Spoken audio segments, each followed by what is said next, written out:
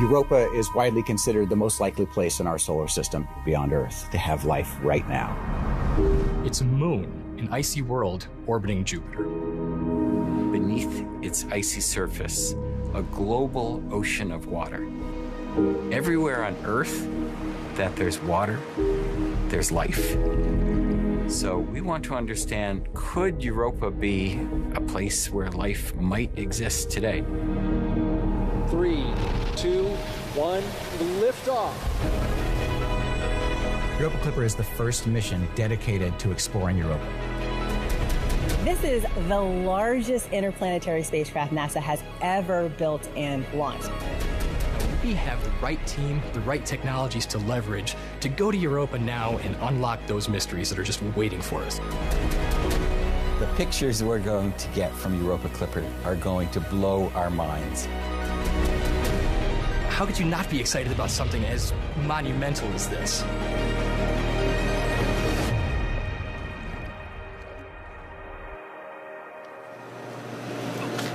You're looking live at NASA's Kennedy Space Center's Launch Pad 39A. SpaceX will soon begin fueling that Falcon Heavy rocket for NASA's Europa Clipper mission, a nearly 2 billion mile, 5.5-year journey to Jupiter's icy ocean moon.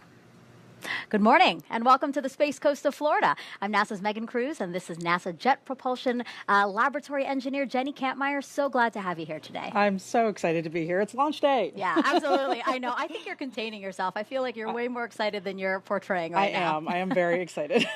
Well, Jenny's here because she's going to help me tell you all about this mission. And right now we're currently marching towards a 12:06 p.m. Eastern launch. And Jenny, the mission name really says a lot. So we are going to sail, and that's the Clipper part, past Jupiter's moon Europa, where scientists believe there's an ocean beneath the icy surface. And why, Jenny, do NASA and its partners want to go there? You know, at least on this planet, wherever there's water, we find life. And to know that there's a place in our solar system that not only has some water, but an abundant amount of water. Underneath that icy crust, there's this global saltwater ocean. And so we want to go there to see, is this a habitable place? Could it support life? And why do scientists believe it could have those ingredients you're talking about? Yeah, so we've actually been to Europa before. We have some kind of tantalizing evidence from previous missions. We've done a few flybys of the moon and gotten some data that, showed us that there's this ocean of water.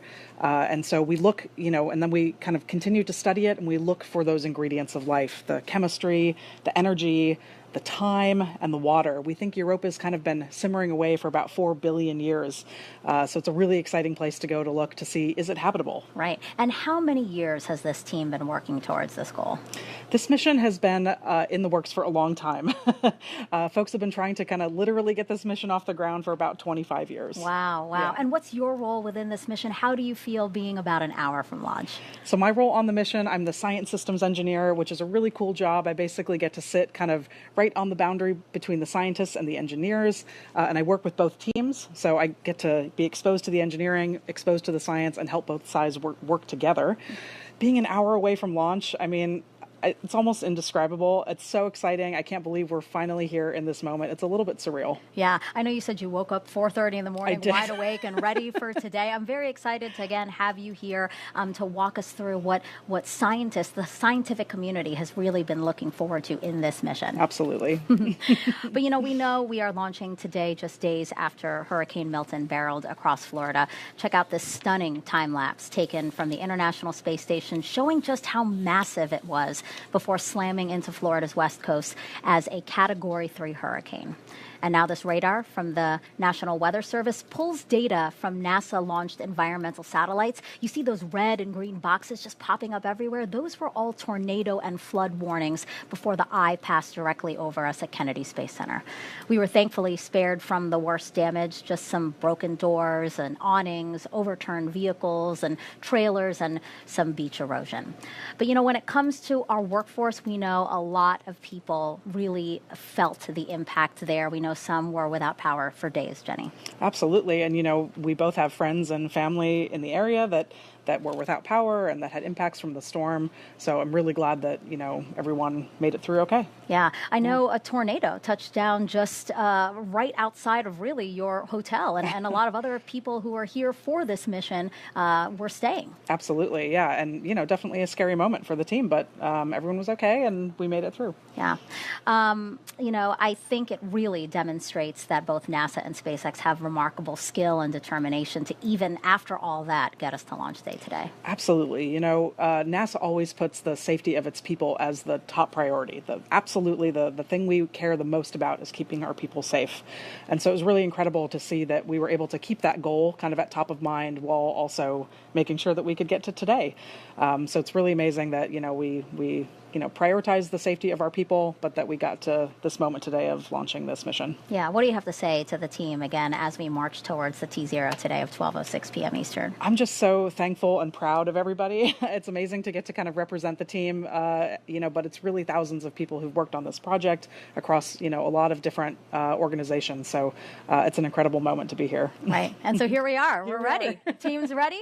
And over the next 2.5 hours, we will walk you through everything you need to know about Europa and the spacecraft we're sending there. A lot of people, as we've been talking about, really looking forward to this mission, including U.S. Poet Laureate Ada Limon and Ted Lasso actor and co-creator Brendan Hunt. We'll hear from both of them today. And I think what's really cool about that is just how widespread the interest is in this mission. It's amazing. Of course, I'm a big space nerd, as a lot of us are.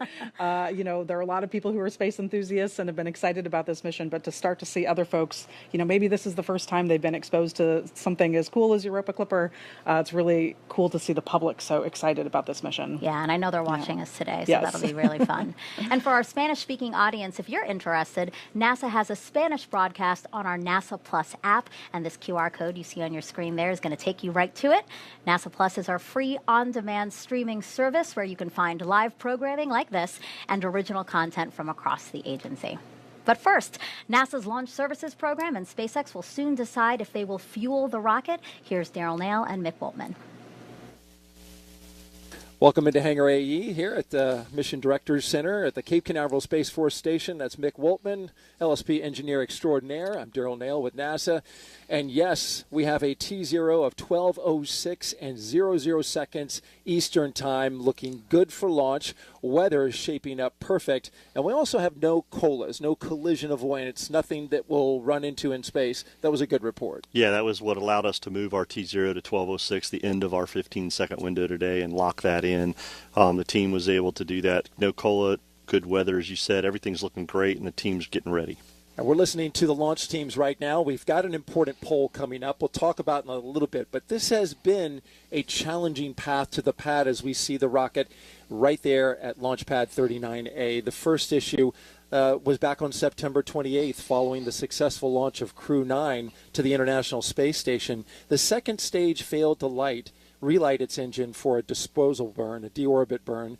And that same second stage is going to be used today. But LSP worked through that. Yeah, similar second stage on Falcon Heavy, working collaboratively with SpaceX.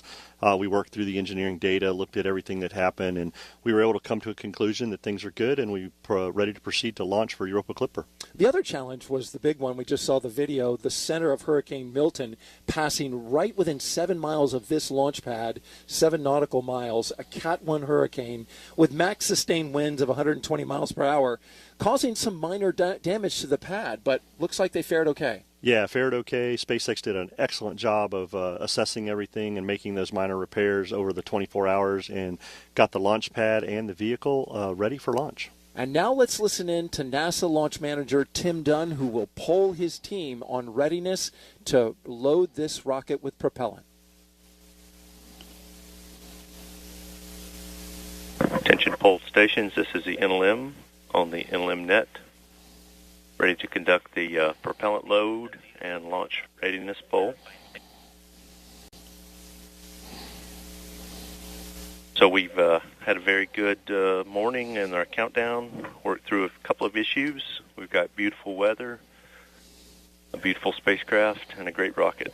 So with that, I would like to conduct the poll to initiate propellant load into the Falcon Heavy and also committing to launch today for the Europa Clipper spacecraft. NASA CE. NASA CE, go. SMA. SMA, go. SMD. SMD, go. NASA MEM. NASA MEM, go. LSP. LSPs, go. NLM copies. The NASA Europa Clipper team is go for propellant load and go for launch. So that takes us through a critical NASA decision gate. We will start loading prop in just a few minutes, and we'll join you back for that in a little bit. For now, we'll send you back to Megan and Jenny. Thank you, Daryl and Mick. And here's the rest of our team for today's launch. We have Antonio Jaramillo here at Kennedy Space Center to interview some important folks in this mission. And then Raquel Villanueva live at NASA's Jet Propulsion Laboratory in California. We'll start with Raquel first. Raquel, JPL developed this mission with Johns Hopkins University Applied Physics Laboratory, correct? That's right, Megan. And right behind me is mission control for the Europa Clipper mission, where experts are laser focused on operating the spacecraft. Each person here plays a critical role, from engineers monitoring the spacecraft's health to navigators who will be tracking its journey. They're constantly communicating to make sure everything is ready for today's launch. And in just a few minutes, they'll connect with NASA's Deep Space Network, a global system of giant radio antennas on Earth used to communicate with spacecraft. This step ensures that they are ready to establish contact with Europa Clipper after launch. And they're also keeping a long-standing tradition alive, Lucky Peanuts. It's a fun custom at JPL where the team snacks on peanuts before big mission events. Now, let's take a look at JPL's Pickering Auditorium. This is a live look where friends and family of the team have gathered to watch the launch. Hundreds are expected to fill the room, cheering on Europa Clipper. And back here at Mission Control, we'll keep you updated on key milestones and introduce you to the team working behind the scenes throughout the broadcast. Megan, back to you. And just to let you guys in on what's happening here, Jenny is getting pretty emotional seeing some family and friends and her teammates here from the mission. We're so happy to have you here, but we absolutely know we're pulling you away from that. So I didn't want you to feel left out. So you have some peanuts to keep along with the tradition. Thank you so much. This connects me back to home, definitely, for sure. She does know that I'm allergic to peanuts, I'll so she has to snack over here. But again, thank you for being here. I know that it would have been nice to be there, but absolutely. I hope it's nice to at least see them from these live pictures. Yes, it's just amazing to see everyone coming together. That's why I get emotional. Just wow, we're finally here in this moment. All right, and now we'll take a look at the clock again. We are 53 minutes to launch. Let's hear more about this mission from some of Jenny's teammates.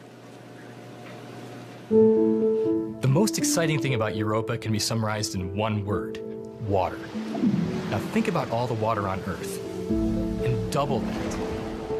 That's what we think is on Europa. But we need to go there to explore it, to understand, is this place a habitable environment that could potentially support life? The propellant load and launch go-no-go poll is complete. Scientists think Europa has the key ingredients to support life as we know it. Number 1, water. Number 2, energy. And 3, essential chemical building blocks. For the first time ever, we're sending a spacecraft completely dedicated to studying this moon. The three main things that we're going to explore at Europa are the ice and the ocean, and understand that intersection between the two. Study the chemical composition of the moon, as well as the geology and whether it's active currently. Europa Clipper is not specifically a life search mission. We're going to understand the potential habitability of Europa. Jupiter's radiation environment is intense, and Europa sits in the worst part of that environment. Jupiter acts like a giant particle accelerator. There are charged particles trapped in Jupiter's magnetosphere that rotate with it. And these particles slam against Europa and will slam into our spacecraft as well. We protect the spacecraft in 2 ways. Number 1, we try to minimize the amount of time we spend in there, which is why we are orbiting Jupiter and just flying by Europa. The second way we protect against the radiation is by having an electronics vault that we put our computer and some of the other sensitive electronics inside, which is made of about 1/3 of an inch of aluminum. With each flyby of Europa, the outside surface of the spacecraft sees the equivalent of 1 million chest x-rays, just as we're flying by. It's a pretty long trip to get to Jupiter from Earth, but not that bad from a planetary standpoint.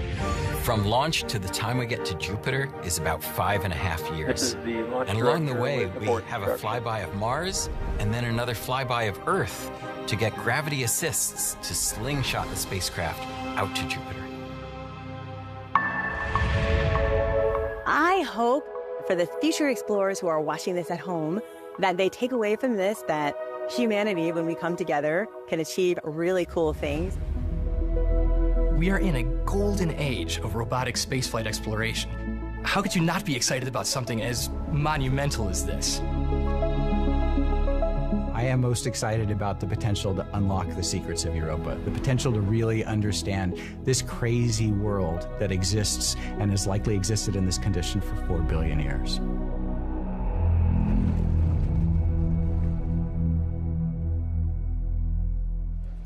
Moment in that preparation for Europa Clipper's trip to the Jupiter moon is about to happen when we kick off propellant load. Yeah, this will start RP1 and the 3 boosters, and we'll get ready to go. We'll stand by and listen in for the launch director.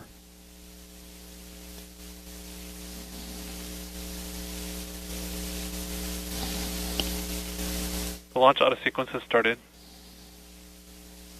Launch director Charlie Meyer giving the signal there that the launch auto sequence has started. And Mick, this is a very delicate dance that is all automated. Yeah, the SpaceX team has automation in all their software to start fueling the first stages, and they'll get ready for LOX load here in about 5 minutes and continue with stage 2.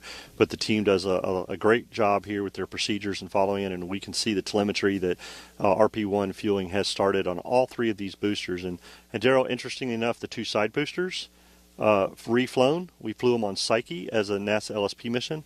Yesterday was the 1-year anniversary for the Indeed. Psyche mission. That's right. And the boosters are back. We will say goodbye to them as it is a fully expendable mission this time around. So all 3 boosters will be discarded along with the second stage. The only thing coming back is the fairing. Let's talk about weather really quick. Whoa, what is there to talk about? It's nearly beautiful. It's a gorgeous day for the launch for weather launch. officer said, I think he used the words super duper. Yeah, Mike McElhaney, our launch weather officer from the Space Force 45, just so happy with the weather today. And his last weather report, he was 95% go and trending towards even better. He just loves the way the weather, and as you can see in the picture, it's a gorgeous blue sky and great day for a launch. Indeed. The only constraint that we did have was high clouds, and even that has been removed. So it doesn't get much better than this in the launch business, folks. 82 degrees out, 7 to 12 mile per hour winds. They are light up high as well. So this rocket is going to have a smooth ride. We are 95% go. All right, that's going to do it for us. We're going to continue to track the propellant load. We'll send it back to Megan and Jenny. And as we continue to monitor important launch milestones, 2 things. We will pause for mission audio callouts when you hear those so that people can follow along with the launch countdown. But also, there are so many ways that you can participate in this broadcast. For one, if you have a question about anything we're talking about, send it our way. Jenny's super smart. Yeah, it's going all to her. So send them using the hashtag AskNASA, and Jenny will try to answer as many as she can live. And then you can also play Europa Clipper Bingo with us. Jenny is giving Vanna White a run for her money. She's showing you the bingo card now that you can get by just scanning the QR code on your screen. And this is how you will play with us. So you're going to listen for words like what, Jenny? Like ocean, life, Europa Clipper, spacecraft. Listen to us say any of those words and try to get a bingo. Try to get a bingo, and then you can share your win with us using the hashtag Europa Clipper. Okay, let's head over now to NASA's Tony Jaramillo for her first interview of this broadcast, one of the engineers who assembled and tested the spacecraft. Right, Tony? That's right, Megan. We are here on the balcony of Kennedy's Operations Support Building, where the crowd has an amazing view of the launch pad. And joining me is Luis Aguila, Launch Operations Cable Harness Engineer. Luis, you're involved with connecting all of the cables to the spacecraft. Can you tell us a little bit more about what that entails? Yeah, so my team and I are responsible for making sure we've installed, connected, and secured all the harness assemblies at the system level. What this means is that we made sure that it's ready for launch and it's ready for flight operations. All in all, we installed 220 harness assemblies and connected 970 connectors during the ATLO campaign. And that's not even counting what our partners and instrument teams did when they delivered the hardware. So a lot of cables. Yes. Discuss to us the process of getting a planetary spacecraft, this spacecraft, ready for launch and how it compares to other missions, especially with this being the largest planetary spacecraft that NASA has ever built. So aside from the complexity of this large spacecraft, we did have to deal with some of the unique requirements for the environment that we're going into. So for example, we couldn't use Kapton tape for flight applications, and Kapton is quite standard in the industry, so we had to adjust to that. Another thing is some of our instruments are magnetically sensitive, so we had to constantly check our cells, our tools, and our parts to make sure that they weren't going to contaminate the spacecraft. Wow, that's awesome. And Jupiter's radiation environment is very intense. Can you tell us how Europa Clipper was built and tested to withstand it? So a lot of testing went into the materials that we were going to use for the spacecraft to make sure they could survive the environment, or to make sure that we could shield them properly to survive the environment. Most of our electronics are inside of a thick-walled vault to make sure that they can survive, and anything external to that had to get shielded. For example, most of our external cabling had to get wrapped with copper foil, and that was done by hand. So, Luis, thank you so much for joining us here. Let's check back in for a launch status update with Daryl and Mick. Daryl? All right, thank you very mumuch, Tony. Back into Hangar AE. We are here listening to the launch team. We heard Tim Dunn. LOX load has started. And there you go. LOX load has begun for the center core as well as the side boosters. And we can see that LOX starting to go into the rocket. We got 4 tanks to fill, and this gets another 3. One more tanks than that. The 3 tanks for the prop, the 3 tanks for the LOX, and then the one on second stage. Yeah. That's right. Yes, but doing math live on the air. You shouldn't do that. You shouldn't do that. Yeah, but RP1 in the 3 boosters filling up. We're watching the telemetry here. Everything's going great. We just saw the fueling for LOX load start in the telemetry here, and things are looking good. The team is following their procedure, getting ready for the launch vehicle, getting it ready for liftoff this morning, as we continue to prep for the Europa Clipper liftoff at 12:06. Filling these 4 stages, Mick, as we go along here with a beautiful view of Launch Pad 39A looking over the Atlantic Ocean. The first Falcon Heavy launch with a new liquid oxygen farm. This is really helpful, especially when it comes to a really key recycling capability. Prior to this, we'd have to wait 5 days if we had a scrub inside of propellant load. But tell me what that new LOX farm is doing for us. Yeah, being Europa Clipper being an interplanetary, one of the largest planetary missions that we've launched, SpaceX came to NASA when they got this mission, and to make sure we had great launch availability for the mission over the science window, they upgraded their LOX farm at Launch Complex 39A, and they can now recycle and densify LOX every 48 hours, which gives us a lot more launch availability for a mission on a Falcon Heavy. So a huge upgrade that provides great access for the missions to be able to launch on time. And now that we're inside of LOX load, we are not going to do a 24-hour recycle. We would be a 48-hour recycle if something happens and we scrub for some reason that's not a technical one. All right, when we come back, we will load the second stage of the rocket. For now, we'll send it back to Megan and Jenny. All right, so everything going really well as we are 42 minutes and 40 seconds from liftoff of a SpaceX Falcon Heavy rocket with Europa Clipper. Now we have some spacecraft facts for you now, actually. Europa Clipper is the largest spacecraft NASA has ever developed for a planetary mission. It is 15.5 feet high by more than 100 feet long when you include its solar arrays. That's longer than a basketball court. It's also the heaviest spacecraft at about 12,800 pounds, and 6,000 of that is just fuel. The spacecraft has 9 science instruments, plus a gravity and radio science investigation. All that will work together to study Europa's atmosphere, surface, interior, and space environment. And most of Europa Clipper's electronics are protected in a special vault. Jupiter has one of the most punishing radiation environments in our entire solar system.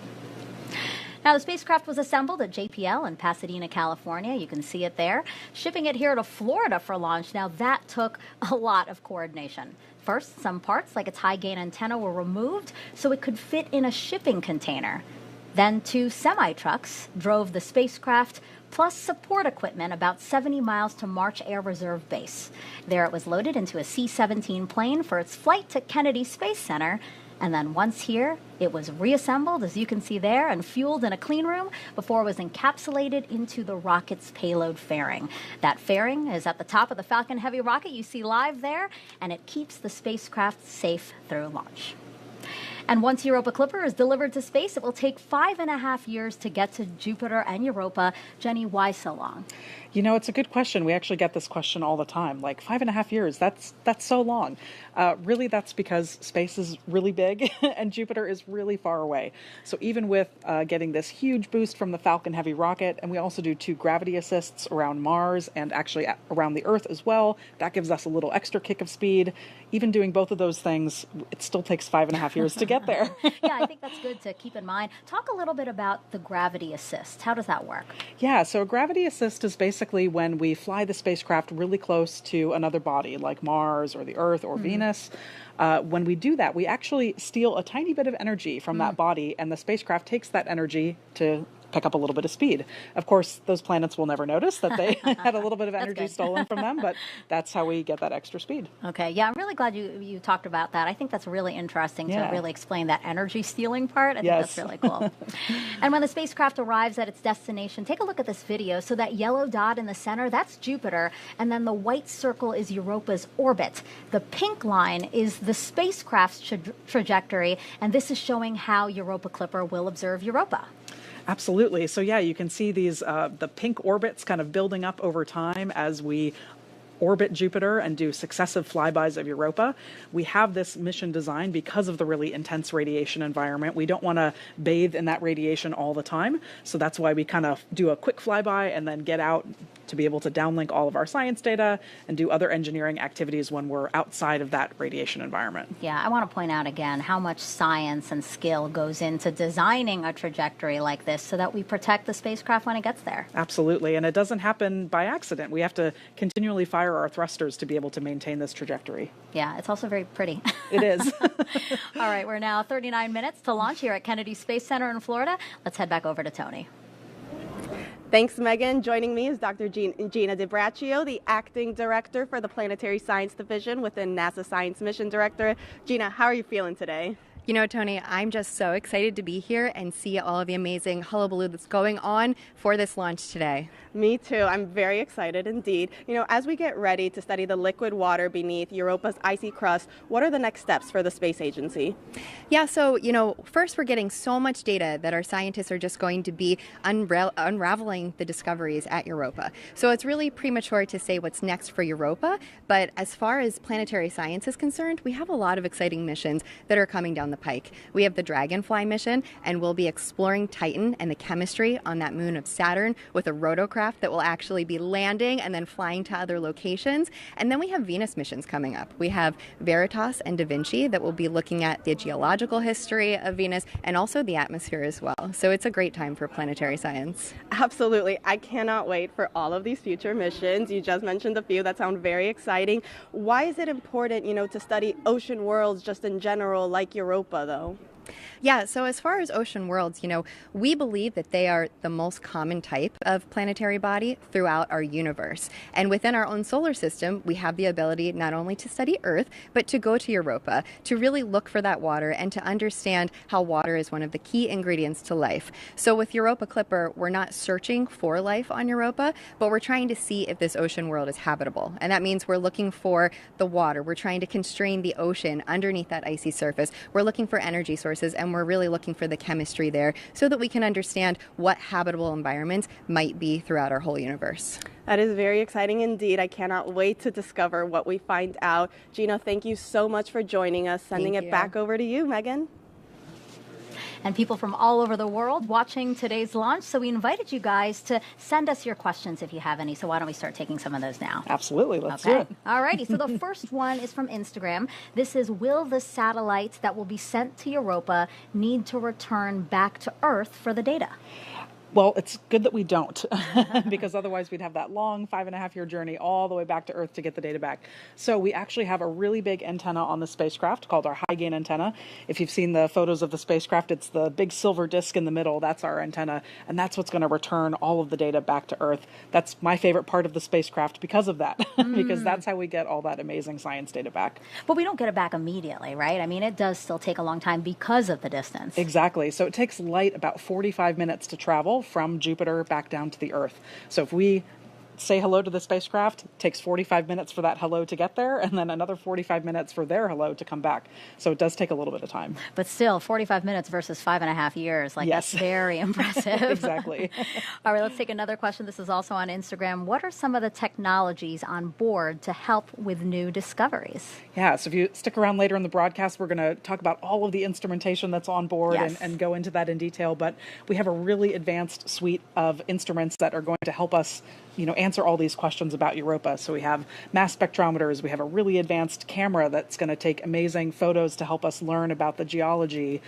We have dust detectors and magnetometers. So we have all sorts of scientific instruments to help answer those questions. Awesome. Thank you so much. All right, let's check back in on propellant loading with Daryl and Mick.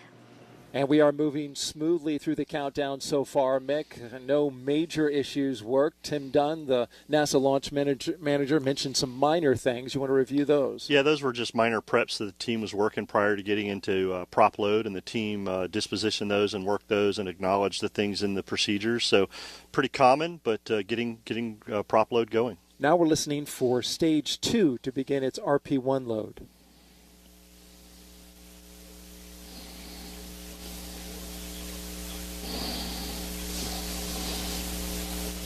And we can see on our displays, which have an interface that shows us and confirms that indeed Stage 2 has begun RP1 prop load. Again, Stage 2 has begun that prop load. This is an autonomous process, so we won't always hear a call out. Yeah, correct. The SpaceX team has software that controls their fueling and gets things going. As we see RP1 on the 3 boosters, locks on the 3 boosters, and now we're starting to put RP1 in the second stage RP1 tank, and things are progressing very well towards launch at 12:06.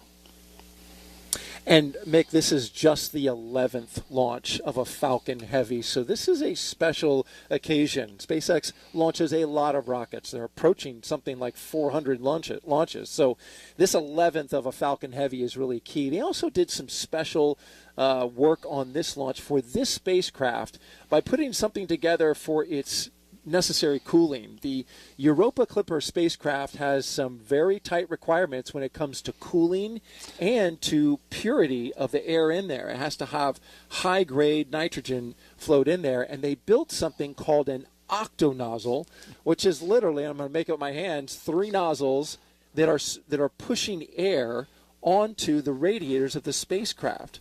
Yeah, the team has to meet planetary protection requirements. As you mentioned, Europa Clipper has some strict requirements for the environmental control system within the fairing.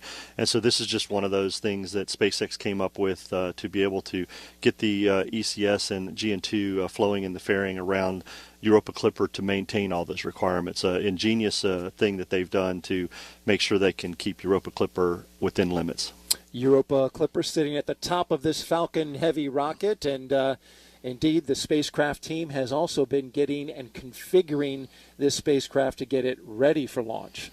Yeah, team's been working great. We've been listening to the spacecraft team configure Europa Clipper, getting things ready to go. Later in the count, we'll hear them go on internal power. So continuing to follow their procedures and work all they need to do to make sure Europa is ready for launch at 12:06 p.m. today. All right, and we're waiting that T0 at T-minus 32 minutes and counting. We'll send it back to Megan and Jenny. Great news that fueling continues to go well on the rocket. As for the spacecraft, let's get back to Raquel for another check.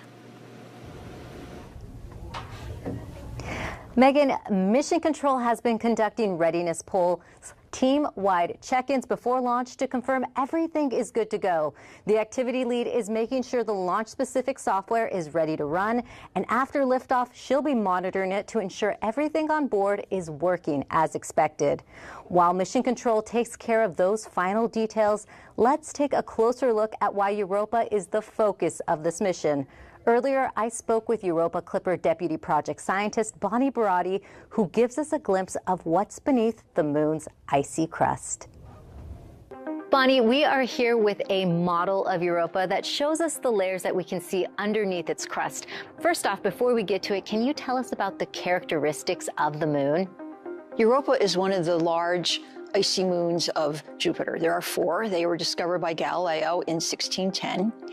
And it's a little bit smaller than our own moon, but unlike our moon, it has a lot of water, about twice as much as the Earth does. If you were approaching Europa from afar, you would know immediately it's really an odd object, unlike any other in the solar system. Let's just start with the surface. I see all these ridges and crusts and grooves. Like, what is it about this geology that makes it different? Well, there are hardly any craters on this unusual surface. We see a lot of evidence for cracking and active geology, so we think it's either active now or was active in the recent past. Once we get past this surface, we see this layer of ice. Can you tell me more about this ice and how much of the moon it covers? Well, it covers the entire body, and the ocean is global. The crust it's about 15 miles or so, perhaps more or less. But it definitely blocks any sunlight from this water underneath this global ocean. What other key ingredients are there for life that might be on Europa? The other 2 necessities for life are chemicals, some type of food for any organisms, and also a source of energy. We can't use the sun because we're underneath that ice crust. And you think that energy is coming from that rocky 3rd layer below? Yes, there is a rocky mantle to Europa, and it is in contact with this ocean. And we believe there are some unusual features down here that are caused by Jupiter. Jupiter is huge. You can fit 1,000 Earths inside of it. And on top of that, the orbit of Europa is not quite circular. So when it gets close to Jupiter, it gets kind of squashed. And then when it gets further away, it releases this mechanical energy into thermal energy. And we believe this comes out as thermal vents at this interface between the rocky mantle and this ocean. And not only do these thermal vents release energy and additional chemicals, but they provide the ideal region for a habitable environment, which is the main goal of our mission. We're looking for an environment that could support life. Now, and there is so much left to learn about Europa. Bonnie, I want to know what you are most excited about.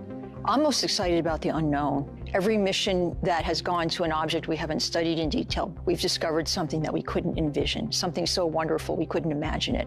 That's what I'm looking most forward to. Great. Thank you so much, Bonnie. Thank you so much, Raquel.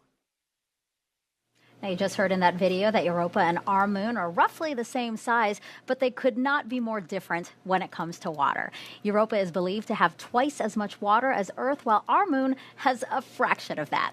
NASA wants to learn how to use our moon's water to live and work there.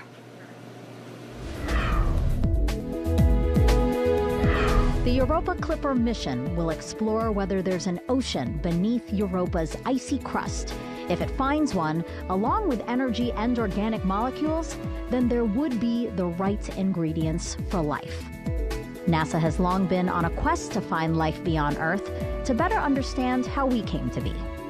NASA is also focusing on the water on our own moon in preparation for future Artemis missions.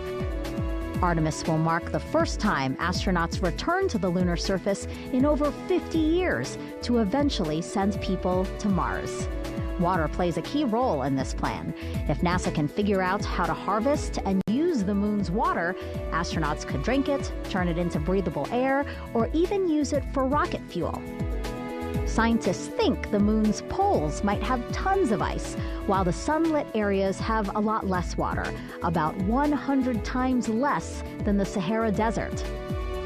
Artemis II will be NASA's first crewed mission under the campaign and will pave the way for the first woman, first person of color, and first international partner astronaut to land on the lunar surface. That's your Artemis Moon Minute. You know, Jenny, it's just incredible to see all that NASA is trying to accomplish across our solar system. It really is amazing. And all of these different missions and all the things that NASA is trying to do, they really play into each other. Everything that we learn about the moon is going to help us understand things about our solar system, and it all just kind of feeds into each other. Yeah. It's awesome. And actually, to hear more about some of our agency's goals, let's head back to Tony with her next guests. Thanks, Megan. Joining me is NASA Associate Administrator Jim Free and NASA Chief Scientist Dr. Kate Calvin. Thank you both so much for being with us here today. You know, Jim, can you tell us a little bit more about why the Europa Clipper mission is so important for the space agency? Sure, absolutely. So everywhere on Earth that we find water, we find life. And we believe that Europa has the conditions that are suitable for life: the water, the energy, the chemistry, the stability.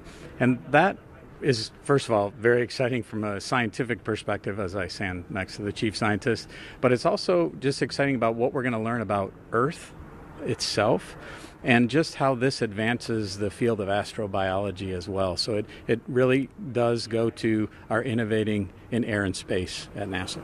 Absolutely. And Kate, you know, Hurricane Milton delayed the launch of Europa Clipper, and already this year there have been 13 named storms, with another hitting Florida only a few weeks ago.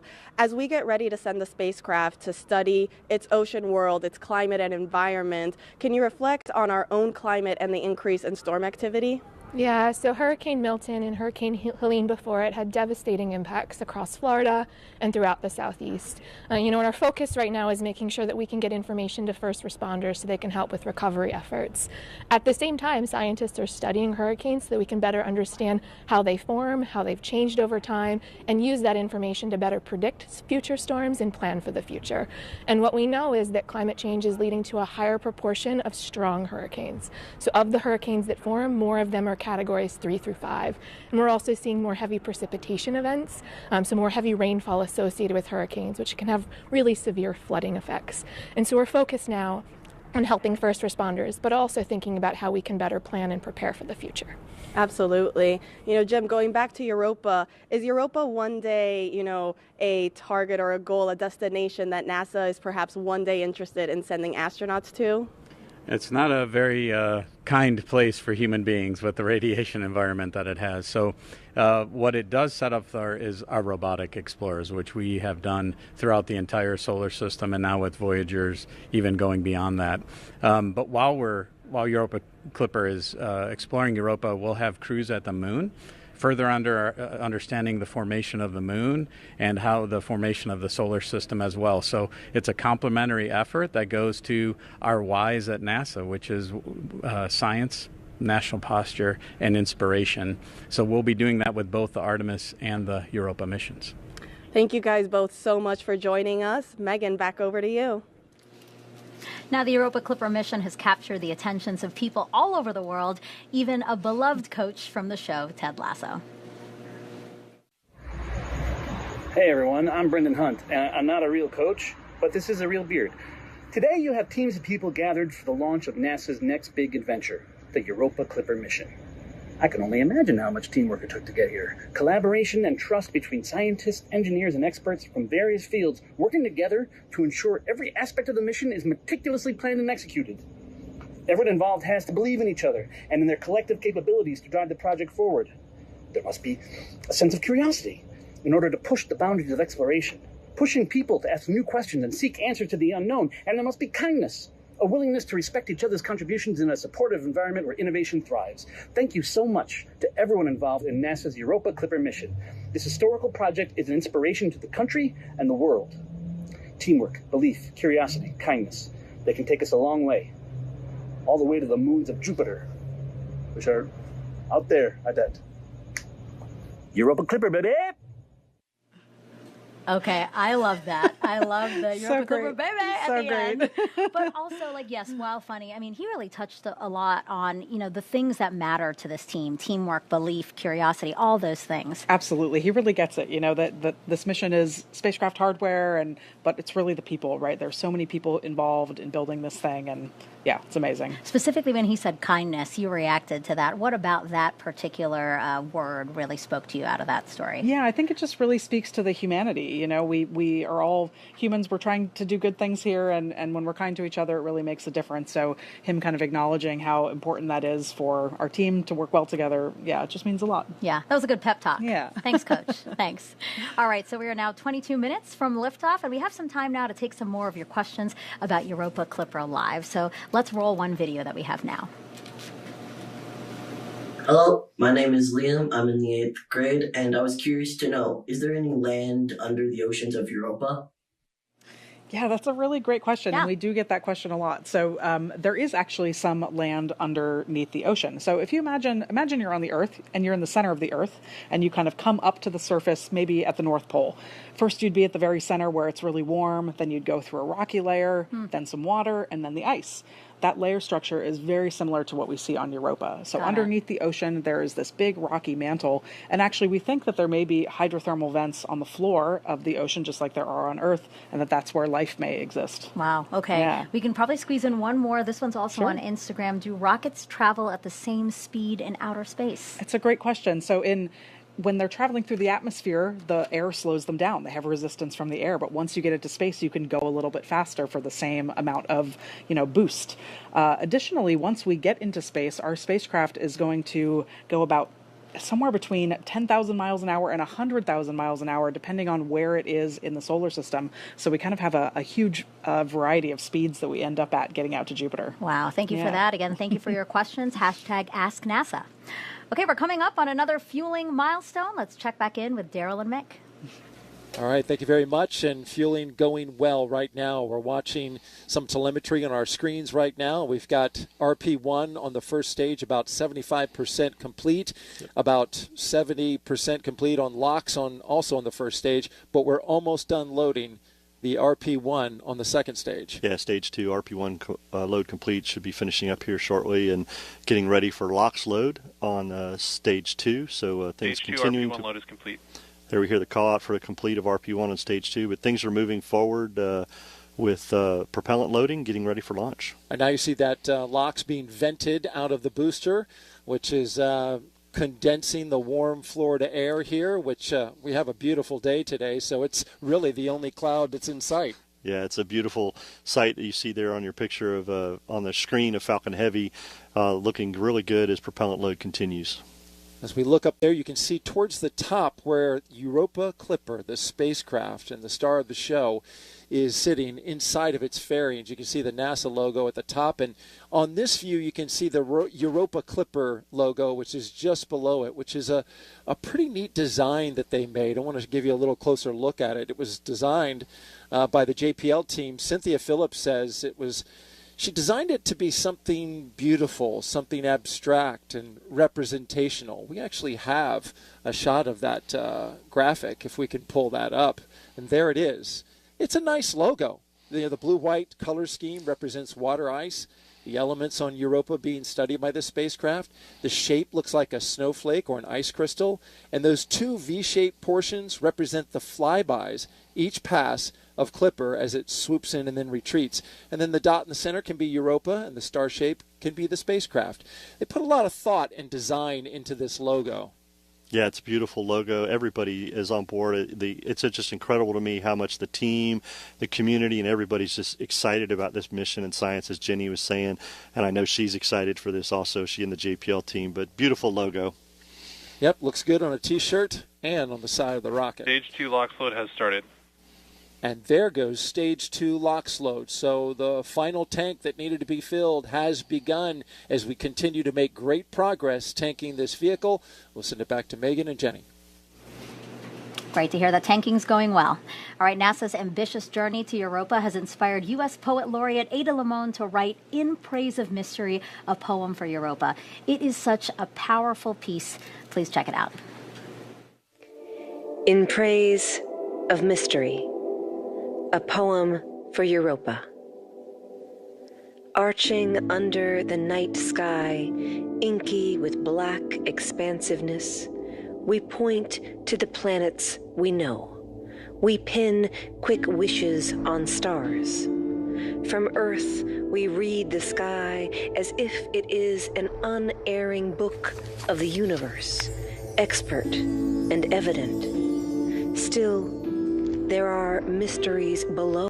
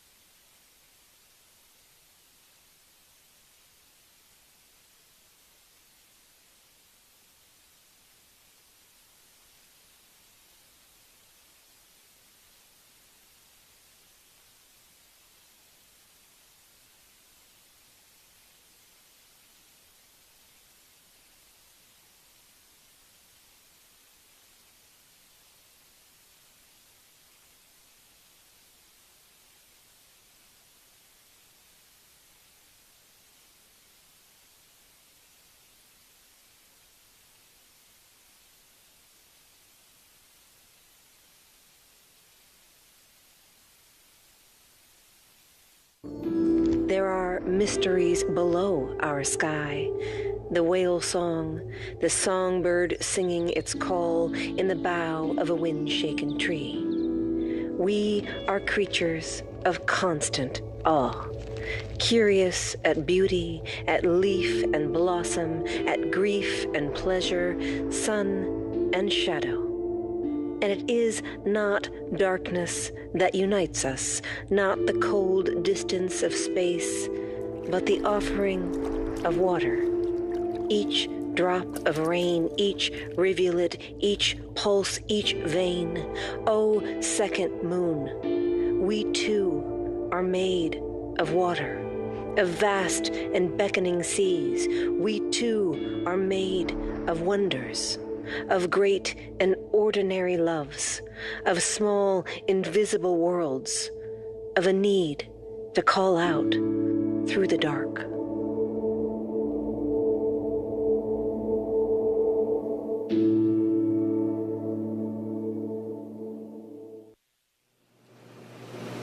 We had a little bit of technical difficulties there. The package paused a little bit, but I still think that you could really feel how powerful that piece is. And now we're so lucky to have Ada Lavone here with us. Thank you so much for being here. That was so moving. I was getting goosebumps.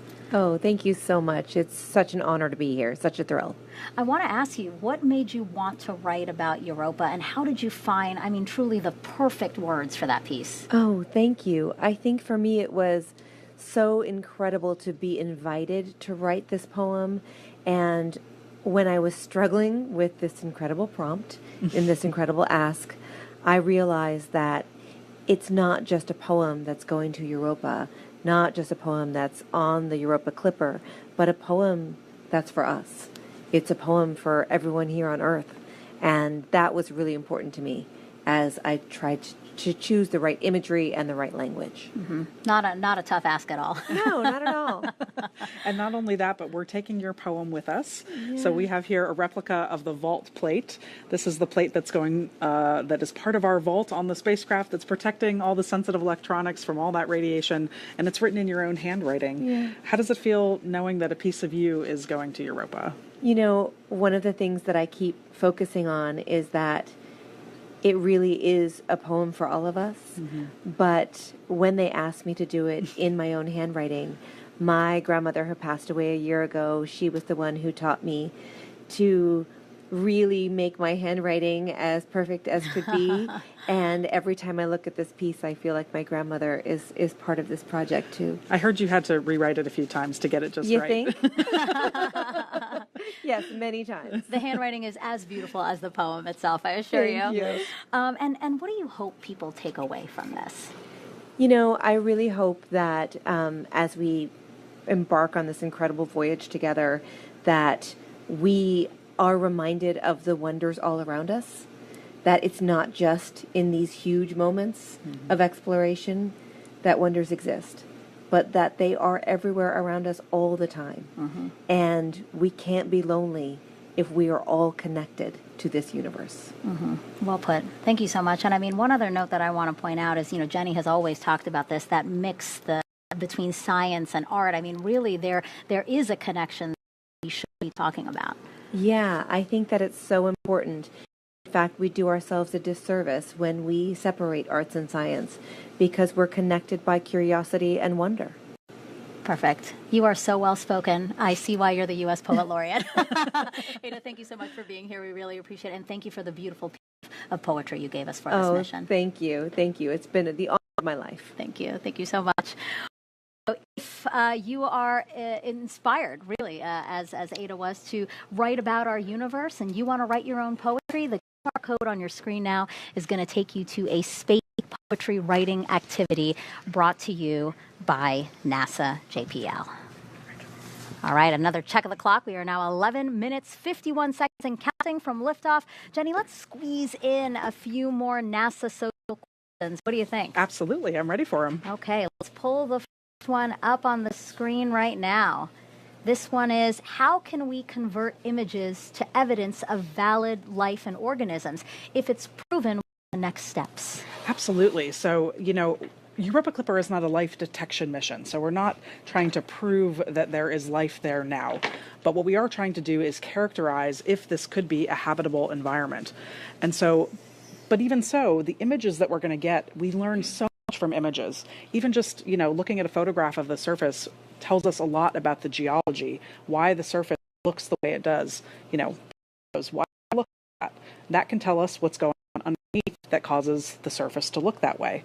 And so that tells us about the ocean. So there's a lot that we can infer from even just looking at images of the surface. Yeah. I mean, considering that you're talking about this, let's actually pull up a picture now. So you said earlier that prior missions sparked our interest in Europa. Well, this is a 2022 pic from the Juno spacecraft taken from less than 310 miles above the moon's surface. And you see all those fractures. That's what Jenny was talking about, fractures, the ridges, the bands that crisscross the moon's surface. I mean, from this image, that's how you guys discovered that maybe there is something happening underneath there. Absolutely. It's part of how we know that there is water underneath the ice.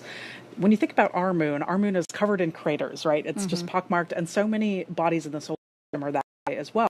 But Europa's surface is really different. There are some craters, but not very many, and that tells us that is a kind of a young surface, at least geologically speaking, and that begs the question of why. So, that was one of the avenues of scientific questioning that we had that led us to believe that there is water underneath the ice. Right.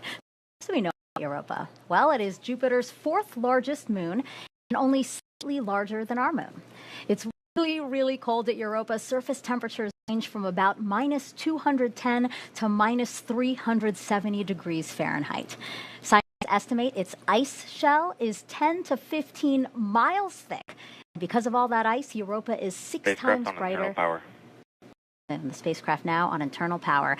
There is strong evidence of our ocean, of an ocean beneath that icy crust that could hold over twice the volume of Earth's oceans. And then Europa is Jupiter every 3.5 Earth days, with the same side always facing the planet. That is super fast. That is 3.5. Think about that for a second. 3.5 days to orbit Jupiter. That's so fast. Yeah. All right, and let's take a look at the launch countdown again. We are now 9 minutes and counting until Europa Clipper launches. And no issues to speak of right now. The weather conditions are fantastic. I mean, your screen right there. Jenny, how are you feeling? I am just absolutely buzzing. Feeling very enthusiastic, a little bit nostalgic, just so really excited to get Clipper up into space where it belongs. Yeah, I know this is super thrilling for you and the Europa Clipper team, but this is also a huge moment for astrobiologists and really the scientific community at large. Absolutely. So astrobiology is kind of the study of how, life is distributed around the universe. RP1 load is complete. And so one of the things that was really exciting about Europa is that it's a place in our own solar system that could be habitable. And so this, going to Europa to see it means a lot for the astrobiology community and, of course, for humanity at large. Well, Jenny, here we go with the final moments of the launch countdown. Let's head over to Daryl and Mick. All right, thank you very much, ladies. And here at Hangar AE, we are continuing to monitor the launch countdown. And so far, we're at minutes and counting. We're listening to the launch teams. They are monitoring some temperature data coming from the second stage LOX line that goes to the engine there. They're gathering data, keep an ear and an eye on that. So far, everything else looks track okay. Yeah, everything's proceeding forward with propellant load, and we did hear that stage 1 RP1 is complete on the 3 RP1. So things are continuing to move forward there, and propellant loading will be finishing up here shortly as the team gets the vehicle ready. The team at JPL and California also on console for their space just shifted their spacecraft to internal power. Yeah, they started transitioning to internal power. We'll get full confirmation of that in about 2 minutes, but things are good to go, and things are looking good. Preparations for the spacecraft to move forward. Engine chill has started. There we hear the call for booster engine chill started on the 27 Merlin engines, getting ready for a liftoff at 12:06 p.m. today. T-minus 6 minutes and 45 seconds and counting for liftoff of SpaceX's Falcon Heavy rocket with NASA's Europa Clipper spacecraft.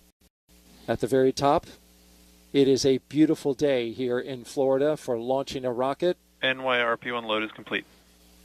As we wrap up loading the RP1 in the first stage boosters, we've just seen all 3 go completely filled. Now we await for all 3 of the LOX tanks inside the first stage booster to get to their full point. You can tell they're most of the way there. As you look on your screen there, you see the cold, the icy cold rocket condensing that Florida air.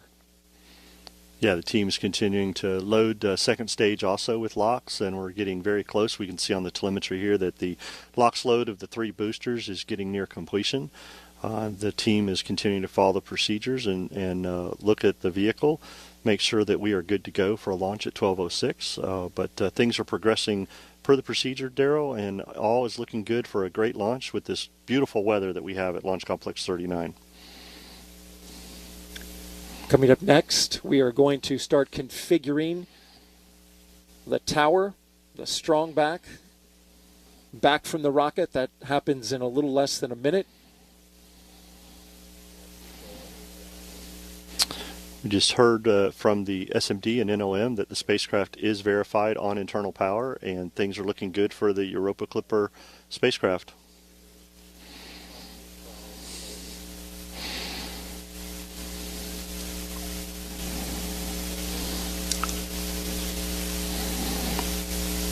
We're also listening to the launch teams as they discuss the data coming in that they're looking at for the rocket.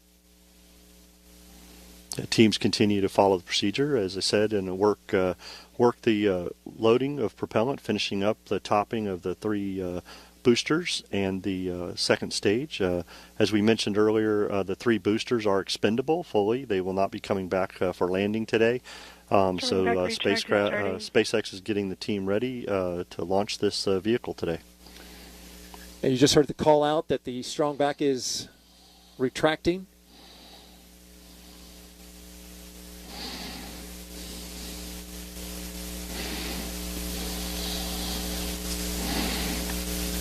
That strong back appears to have retracted.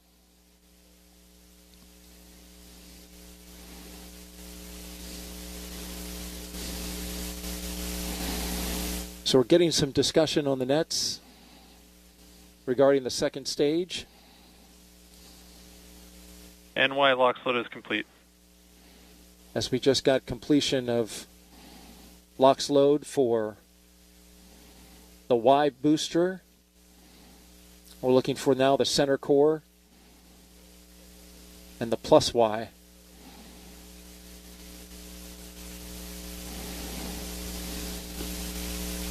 NLM, it's the LD on the countdown.net with a final status check.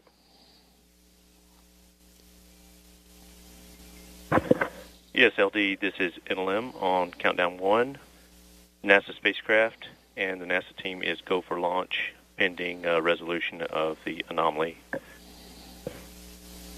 Copy. Go pending outbrief of the issue being discussed on the anomaly net.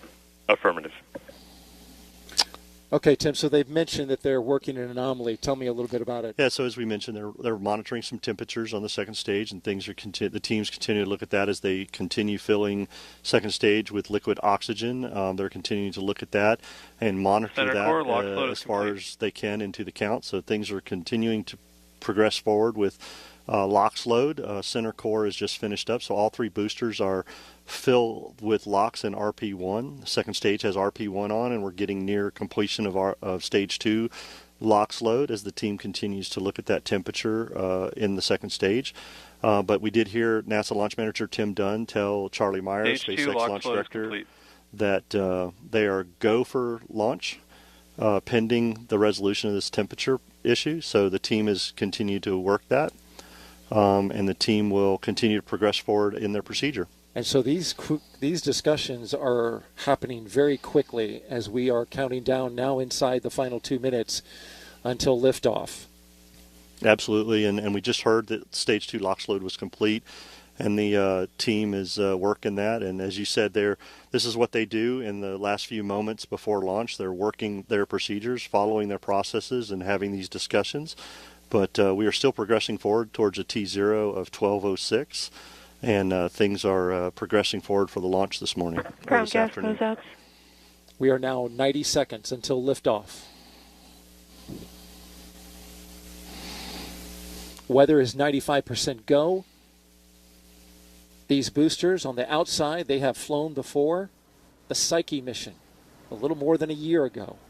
They are back on the pad along with a brand new center core booster and a spacecraft bound for the Jupiter moon Europa. Yeah, Daryl, I can confirm, listening to the teams, that everybody is go for launch. They have resolved the temperature issue they were looking at on second stage. Everybody's given the go for that, and Falcon is in startup, so the flight computer has taken over, and we're getting ready for the SpaceX launch director is go for launch. And there we hear Charlie Meyer say that SpaceX is ready for launch, and Europa Clipper getting ready to lift off. And there's a great update as now it vents out the LOX inside the line of the transporter erector. We are inside of 30 seconds. 30 seconds and counting.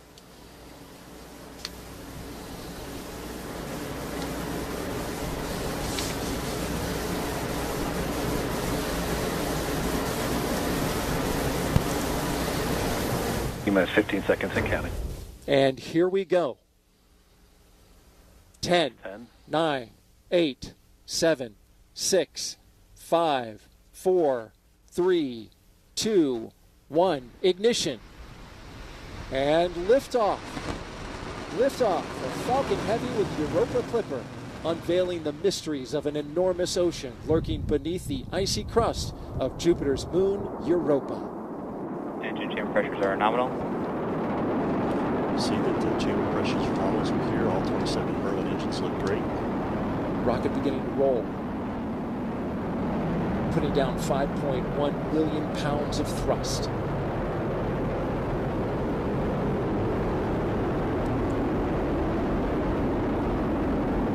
Coming up, they're going to back off those engines just a bit.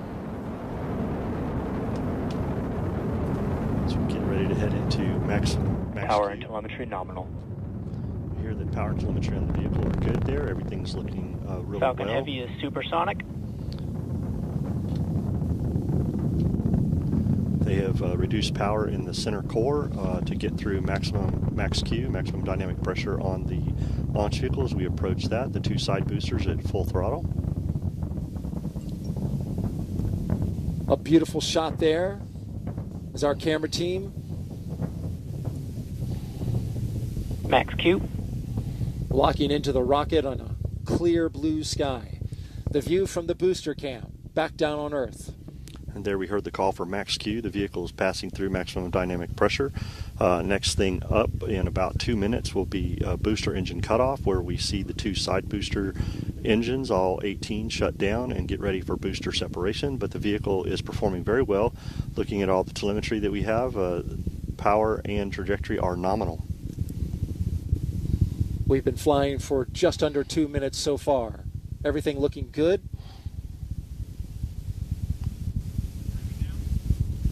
These side boosters, once they do their job, they will be expended. If you're familiar with the Falcon Heavy, you know that They bring the boosters back on certain launches, but not on this one, because all of the performance is needed to push Europa Clipper into its proper orbit. Things continue to look good as the vehicle heads down its ascent phase here. All telemetry is looking very nominal for this flight this morning. Falcon Heavy is performing very well.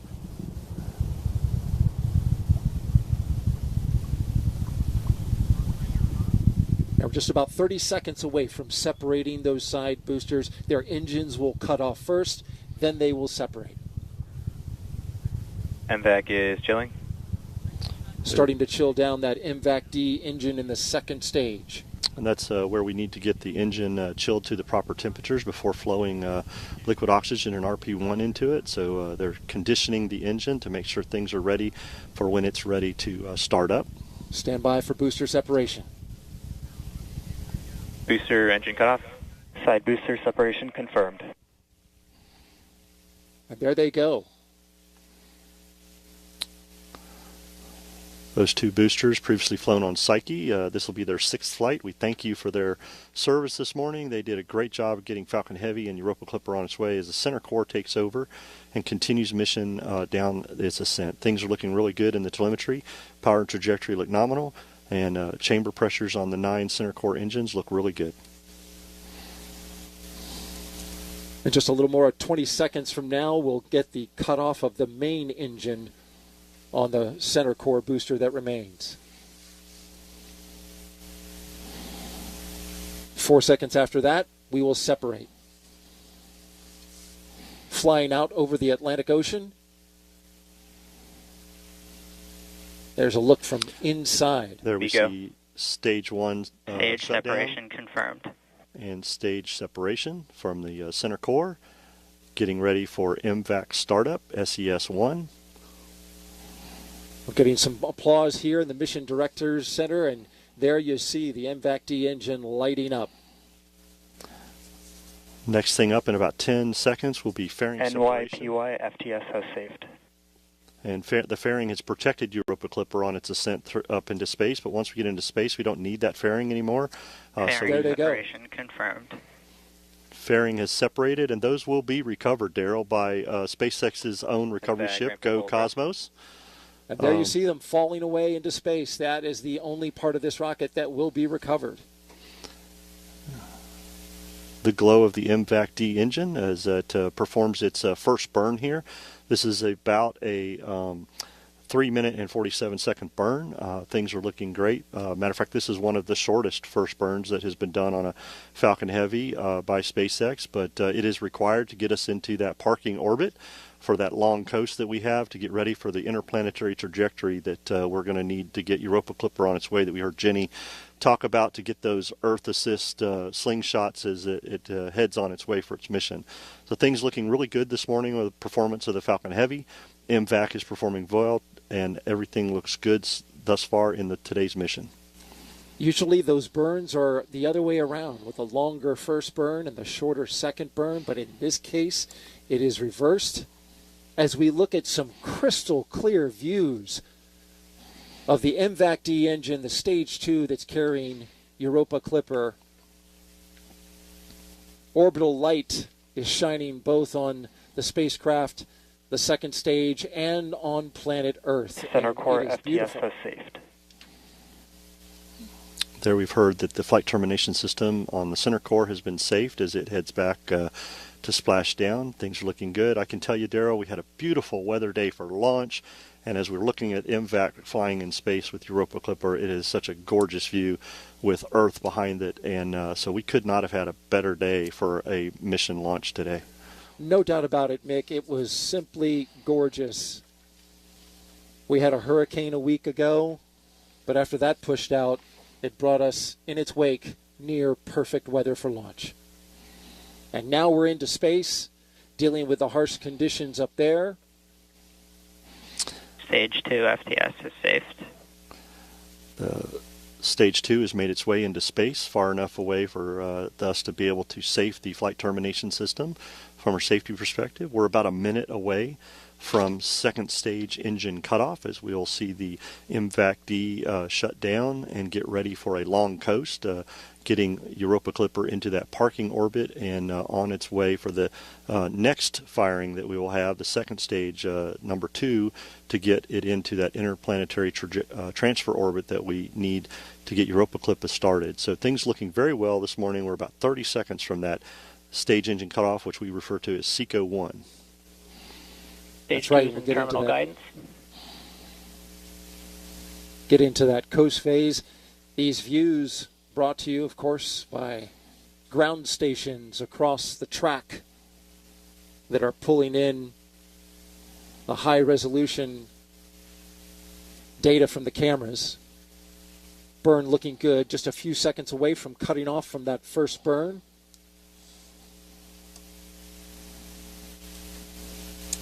And there it goes. The first burn is complete. Yep, things look really well on the stage burn result. Apogee, perigee, and everything for the mission looks really good. Engine performance, very well performance by the second stage for this first burn. And things continue to look good as we head into this long coast for this parking orbit. It's a long coast, and we'll hit that second burn. Roughly 3 minutes and 21 seconds long. This one was roughly 3 minutes and 9 seconds. And Mick, you saw the data from it, and it all looked pretty good. Then there you go, yep, confirmation. We're hearing confirmation that we have nominal orbital insertion. As we were looking at the telemetry here, Daryl, that things looked very good. Stage 1 and Stage 2 performed very well on that ascent flight. And we'll continue to follow Stage 2 to get ready for that second burn. And then, of course, what we're really looking forward to, Europa Clipper separation. It's going to be a beautiful moment. If the pictures are as clear as we've seen so far, we will see it in all of its glorious detail.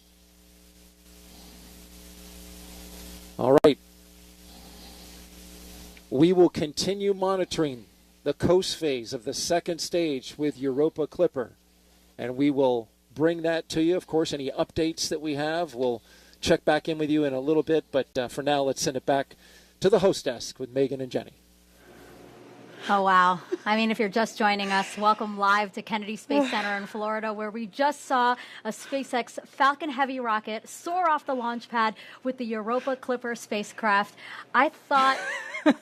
I'm surprised you're here and composed, to tell you the truth. Yeah, you did a good job of keeping me upright watching the launch.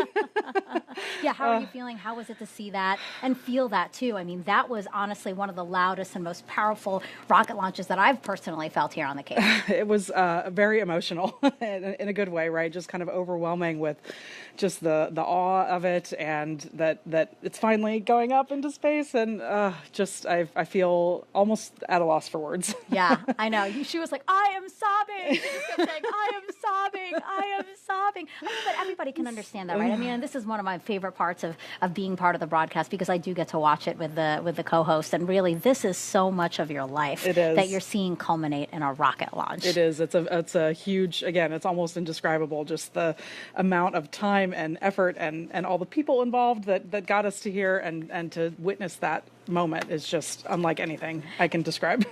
And can you believe it? We are still very much at the beginning of this spacecraft's journey. It is headed for Jupiter's icy moon Europa, which scientists believe could be the best chance of finding the ingredients for life outside our planet. It will take the spacecraft 5.5 years to travel the nearly 2 billion miles to Europa. This is a mission developed by NASA's Jet Propulsion Laboratory in California and Johns Hopkins University's Applied Physics Laboratory in Maryland. Now, Jenny, why does the team think that Europa is the best chance of finding those ingredients for life as we know it? Yeah, on this planet, everywhere we find water, we find life. And so, that we think that there's this massive ocean of water underneath the ice on Europa is just, how could you resist, So we think that Europa has that water. That's one of the key ingredients for life, along with the chemistry and the energy and the time. It's been kind of simmering away for a long time. Sure. It's a great place to go explore. And how exciting would it be, right, if we could verify that there are the makings of life as we know it on Europa. So let's dig into the science that is going to make this possible. We have several ocean worlds in our solar system. And by exploring Europa, we're getting a taste of what these ocean worlds are like. Europa probably has beneath its icy surface a global ocean of water. We think there are thermal vents in this vast subsurface ocean. There may be primitive organisms there, similar to the original primitive organisms on Earth from which we all evolved. I just love Europa's surface. I think it's one of the most complex surfaces in our solar system. Typically, when you look at another planetary surface, it's covered with craters, just like our moon. There are shockingly few impact craters. So that means something is going on to erase the craters, just like happens here on Earth, and on Earth we call that geology. One of the key questions right now that we have about Europa is whether or not there's plume activity. Plumes are one way that you can definitely get ocean material to the surface. We really need a spacecraft in the system that's watching Europa to see when those plumes are happening, if they're happening. Europa Clipper is orbiting Jupiter, and it's performing 49 flybys of Europa. Each time we make a flyby, we turn on all of the instruments at once. Most of us know about cameras because that's what our eyes see, but there is a whole slew of other instruments on board Europa Clipper that expands our vision. We have 4 different instruments that we're really using to take images of Europa's surface. We have the visible wavelength, the near infrared, the far infrared, and the UV, the ultraviolet. We're hoping to see evidence of change, new cracks, new surface colors that indicate different materials maybe have moved around or come up from the subsurface.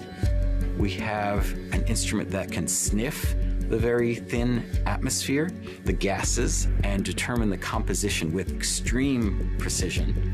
And we have another instrument that can tell us the composition of dust particles.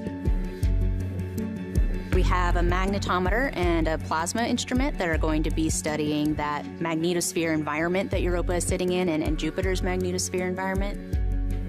The magnetic field of Europa, in turn, can tell us about the properties of the ocean. How thick is it, and how salty is it?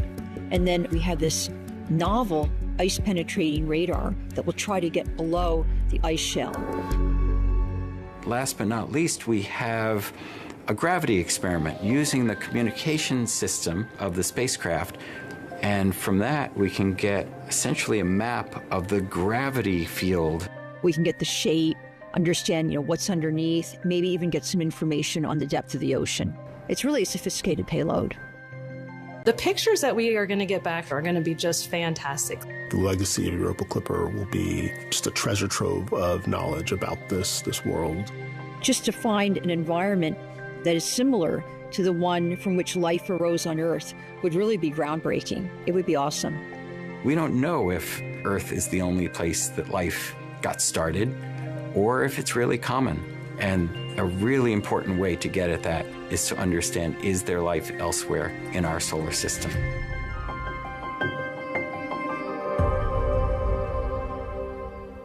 And we were proud to host JPL directors here at Kennedy for launch. She's with Tony now, and they both had a spectacular view of launch. That's right, Megan. What a spectacular sight indeed. And like you mentioned, we have a very special guest with us, JPL Director Lori Leshin. Lori, congratulations first off on what a beautiful launch and now an exciting mission ahead. What a great day. We're so excited. Thanks to SpaceX for the fabulous ride. Absolutely. And, Lori, what would you like to say to the teams who have put in so much hard work and dedication, to this mission? More than 4,000 people across many different organizations have worked on Europa Clipper, and we're so proud of them and so grateful for their hard work, for their families who supported them, and especially the 150 or so with us from JPL who rode out the hurricane here. Thank you. Absolutely. And, can you tell us a little bit more about why planetary missions are important in general that we go and study? Well, it's really about who we are. Even though it's a robot we're sending out into space, it's a very human endeavor to want to explore the unknown, and especially to want to understand where life came from, how we originated, whether there could be other life out there. It's really a fabulous quest, and we're so fortunate to be able to do that through NASA's science program. Definitely. And, can you tell us a little bit more about the Europa Clipper vault plate and why teams decided to include one? The vault plate is so wonderful. It builds on a great history. People know about about the Voyager Golden Record, which carried messages from Earth into deep space. It's kind of following in that tradition. And to have a special poem written by Ada Limon, the U.S. Poet Laureate, we're over the moon, over Europa, about being able to carry her words with us and to carry 2.6 million names of Earthlings with us as we go explore Europa. Absolutely, a lot of special mementos on there indeed. You know, now that launch has occurred, what are some of those key milestones that the teams are going to be looking out for on its way, you know, on Europa's way to Jupiter? Right. So just today, we'll be looking about 1 hour out is when we separate from the upper stage of the rocket. 3 or 3.5 hours out is very important because that's when our solar arrays, those giant size of a basketball field or basketball court solar arrays, deploy. We need those because we need power. And then in just 4 months' time, we'll fly by Mars for our first gravity assist. So it's going to be excitement all the way along on our way to Jupiter. Absolutely. Lori, thank you so much for joining us again here today. Back over to you, Megan. Thank you to Lori and Tony. And now I want to bring back Raquel, who's live at NASA JPL in California. I know the team, like here, erupted into cheers when the rocket lifted off. But now, Raquel, they're back at work and looking forward to what's next, right? That's right. There was lots of cheering over here, but now here is a live look from inside Mission Control. You can see the team is getting ready for Europa Clipper's next milestone. Now, we showed you them gearing up for this moment, and now they wait for acquisition of signal, but there's a lot happening in there that you can't see. That's why I caught up with Mission Manager Tracy Drain. So let's take a look at a behind-the-scenes breakdown. And Tracy, tell us about the space here in Mission Control. Here in Mission Control, you'll see a lot of folks who are paying attention to the configuration of the spacecraft before launch. But our main role is to catch the baby, that's Europa Clipper, so that we're ready to control it once it's well on its way. And you'll be right up front here with your headset on, talking to everyone in the room. Can you tell us what is going on behind the scenes? Sure. I, as mission manager, am making sure everything's running smoothly here and communicating status to our project manager in Florida. Next to me is the flight director, whose job is to do what their title sounds like, direct or guide the people in the room through the detailed steps of the procedure. So if the flight director is guiding the room, who in here is talking to the spacecraft? The primary engineer talking to the spacecraft is the ACE. They're paying attention to the link between the spacecraft and the deep space network on the ground. They actually get to hit the button that sends commands to the spacecraft when we're ready to do that. Behind them is Telecom, who is responsible for all the hardware on board, the radio, making sure that that's working so the spacecraft can communicate to the ground. And there are some other roles too who are ensuring that the data from the spacecraft is coming to this room properly.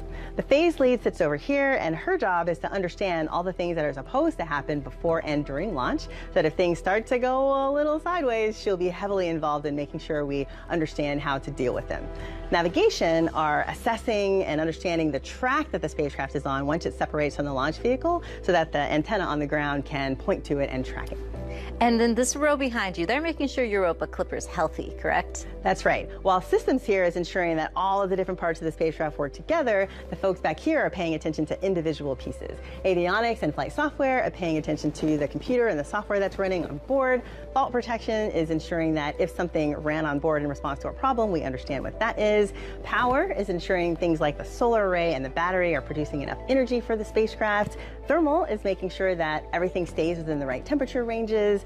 Propulsion is noting everything that has to do with thrusting on the spacecraft is working. Then guidance, navigation, and control and motion behavior are ensuring the spacecraft is pointed in the right direction and moving the way that it should. And there's a special role here too, the test bed. Can you tell us a little bit more about that? Yeah, the test bed is a set of hardware and software components in another room that we have 2 of them set up like a simulation of the spacecraft, so that if things go a little bit off kilter, then we can use them to troubleshoot what's going on. And there's one more thing I'd like to ask you about. There is a tradition here at JPL that involves some snacks. Could you tell us more about That's this? That's right. These are the Lucky Peanuts. And as the story goes, back in the 60s, an engineer was handing out peanuts during a launch just to ease the tension in the room. That one went really well, and so now, as our tradition is, we have Lucky Peanuts with every major event.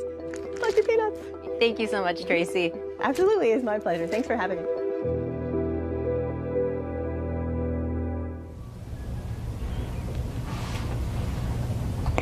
As you can see, Tracy is here now, and the entire Europa Clipper team are in high gear.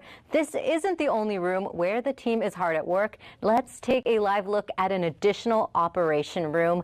This is where an overflow of the team is working during and after launch. Megan, back to you.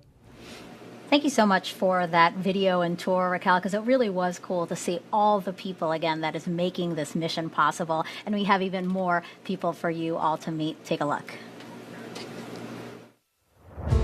Humans can be pretty smart, and we do discover a lot of great things, but there is still so much that we don't know. This is like one of the most exciting times to be working in space. I feel very fortunate and privileged to be supporting this mission. Europa Clipper is NASA's flagship mission to explore a moon of Jupiter called Europa. Here's our Europa Clipper spacecraft being built. How do you build a spacecraft to go visit a world that exists inside of this extreme environment? What we're looking for is what's underneath the surface. My name is Valeria Salazar, and I help put together all the hundreds of different components that make up Europa Clipper. My name is Andres Rivera. My name is Jenny Kampmeyer. My name is Sarah Elizabeth McCandless, and I am an interplanetary navigator. I'm Deepak Srinivasan, and I work to make sure that we can communicate with the Europa Clipper spacecraft. And making sure that Europa Clipper makes its way to Jupiter safely. I work on Europa Clipper, helping science fiction become science reality. We're going to Europa to determine whether we have favorable conditions for life. Here on Earth, no matter what environment you're in, wherever there's water, we found life. We're going to investigate all those ingredients that we think have led to life as a whole. But to actually do that, a lot of engineering has to happen. There's no one person that is responsible for getting this spacecraft built, for designing our science campaigns. I'm helping enable solar system exploration, helping to enable exploration of the universe. We're doing some really humanity-changing science. It's a hard journey to get here. It felt like an impossible dream. For me personally, being an immigrant, I never really imagined that I would have the opportunity to participate in something like this. Just seeing it up here and knowing that it's going to be up in space, it's pretty humbling. Seeing it from its infancy to actual realized hardware, to get that on its journey to Europa, it's just going to be a wonderful feeling. It's been very motivating to see that a part of me will go to Jupiter. I'm contributing this tiny part of something that's going to help us understand better about our universe. We're going to be exploring literally the frontiers of life. Who knows what mission today is going to be that inspiration for the next generation. That's such an honor to be a part of.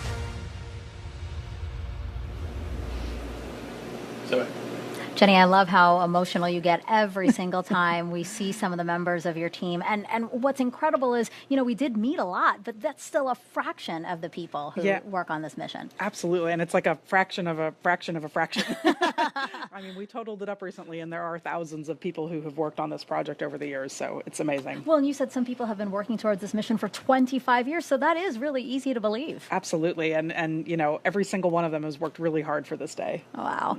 And, you know, Europa Clipper is the largest spacecraft NASA has ever developed for a planetary mission. Let's bring back NASA's Antonia Jaramillo. Thanks, Megan. Joining me is Dr. Robert Papalardo, the Europa Clipper project scientist. You know, Bob, what exactly are we expecting to find, you know, with this Europa Clipper mission? Well, the Europa Clipper carries the most sophisticated suite of instruments that we've ever sent to the outer solar system. It carries a radar that can penetrate through ice like a CAT scan to find liquid water. Super high resolution imaging. We'll be able to look for warm spots, plumes at Europa. All these wonderful techniques that combine together to tell us, could Europa be the kind of place that could support life today? That is very exciting. I mean, can you tell us a little bit more about how scientists will indeed confirm that Europa can support life, like you said? Sure. We want to understand whether Europa has the so-called ingredients for life. Liquid water, the right chemical elements, and then the energy that could support life. So understanding Europa as a whole can tell us whether those ingredients are there. And you know, Europa is an ocean world. What kind of ocean are we looking at here? Is it going to be one like Earth that has, you know, a variety of warmer, cooler waters, or are we looking at something entirely different? Probably not too dissimilar from cold oceans at Earth, Arctic oceans, but here covered with a layer of ice. But the temperature will be similar to Arctic oceans, probably salty. We're not sure how salty. And the pressure at the bottom of Europa's ocean is probably similar to the pressure at the bottom of the deepest point in Earth's oceans. Earth has a lot more gravity, but Europa's ocean is a lot deeper. That's very exciting. You know, now that Europa Clipper has launched, how does it feel for you, Bob, for the teams and everything now to see this mission on its way? Just overwhelming. That launch was incredible. And here we are. It's the culmination of so many years of work by so many people. And now we're on our way. And 6 years from now, we'll start getting great data from Europa. That is so exciting. I know all of us here are very much looking forward to that. Bob, thank you so much for joining us. We'll send it back over to you, Megan.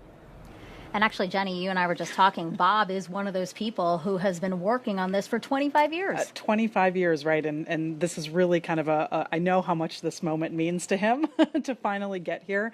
And yeah, him and, you know, obviously many of his colleagues as well. But 25 years, can you believe that? Yeah, again, very composed for someone Yes. who, all of you are very, very composed. All right, so NASA made a point to keep the spacecraft as clean as possible before launching to its destination. Here's why that is so important.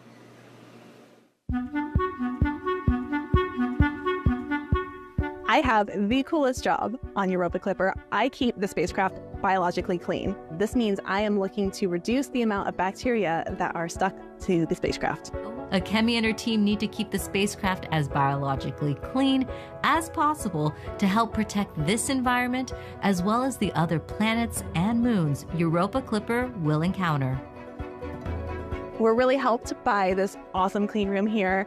It does a lot of the work for us. We also monitor everything that's being brought into the clean room. Everything is very tightly controlled. It's cleaned before it comes in, and we sample anything that is going to come close to the spacecraft. We're sampling in 3 different directions, and each different direction gets a different face of this wipe. We want to give ourselves the best chance to pick up any bacteria that might be on here. This is the lab where we process all of our flight support samples.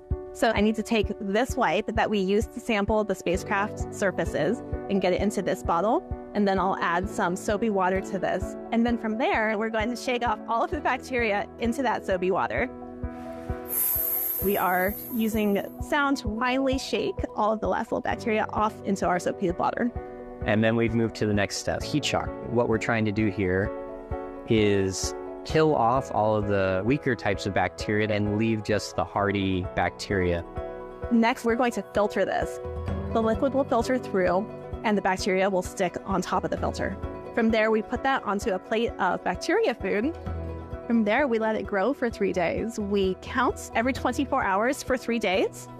They are really diverse, actually. They come in different colors. They can be tall and ridgy or really circular and smooth. Some of them really spread out. We use that number to estimate the number of microbes living on the spacecraft. Think of Europa's ocean like a nature reserve. We don't want to contaminate it with anything from Earth. Out of the thousands of samples that we've collected, only about a dozen have required us to ask the engineers to re-clean the hardware so that we could go in and resample it.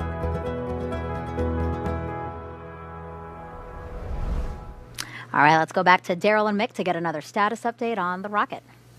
Yeah, and we've been following this launch ever since it lifted off at 12:06 and 00 seconds Eastern Daylight Time from right here at the Kennedy Space Center in Florida. We are tracking since then the progress of this coast phase, and we do not have telemetry data currently for it, but we are expecting to pick that back up at our next ground station. We're currently flying over top of close to, as you can see right there, the southern tip of Africa. Yeah, Daryl, the telemetry and ascent is the coast is picked up by the ground stations across the globe, and we'll be picking up data here shortly. And you know, one of the new things that we'll be doing with Falcon Heavy as we get ready to start up stage 2 for its second burn, we'll be using the NASA TDRS network, the tracking data and relay system, to be able to pick up that start of stage 2 once that comes about. So that's a first time we'll be using that for Falcon Heavy, and things are looking great. So we are hearing that we just got at AOS from our Cape Town ground station, and we were watching telemetry. It just came back on the screen, so things are looking really good. data that has just popped up for the orbital coast. Looks good from a velocity standpoint and altitude. So this mission continuing to look good during this coast phase. Right. We've regained, again, our telemetry now. We can see exactly where the second stage is and the spacecraft. All is good now. And you mentioned going to fly under TDRS when we lose all ground stations, so that we're going to use a satellite to keep track. All right. So we're back online now, and we'll send it back to Megan and Jenny. And we told you earlier how the spacecraft's sensitive electronics are in a special vault to protect them from Jupiter's intense radiation belts. This is a piece or a replica of a piece of that vault. And as we said, it has U.S. Poet Laureate Ada Limon's poem engraved on it. But also we wanted to point out this. This is a part of NASA's Message in a Bottle campaign. Can you tell us about it? Yeah, so more than 2.6 million people signed their name onto Ada's poem and her message out to Europa and out to the stars.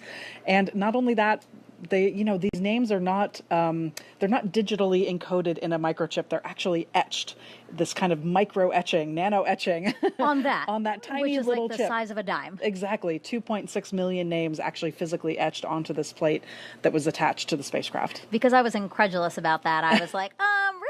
So I did find out that JPL technicians used an electron beam to stencil all those names, and each line of text was smaller than 1/1000th the width of a human hair. Yeah, that is wild. Absolutely wild, right? Yeah, take a look at the video now. This is them actually stenciling, like you said, those names on there. And I just love how many people, again, as you said, 2.6 million wanted to take a part in this and have their names go into space. It really is incredible that, the public got so excited. Everyone wanted to send their name along Europa Clipper out to Jupiter.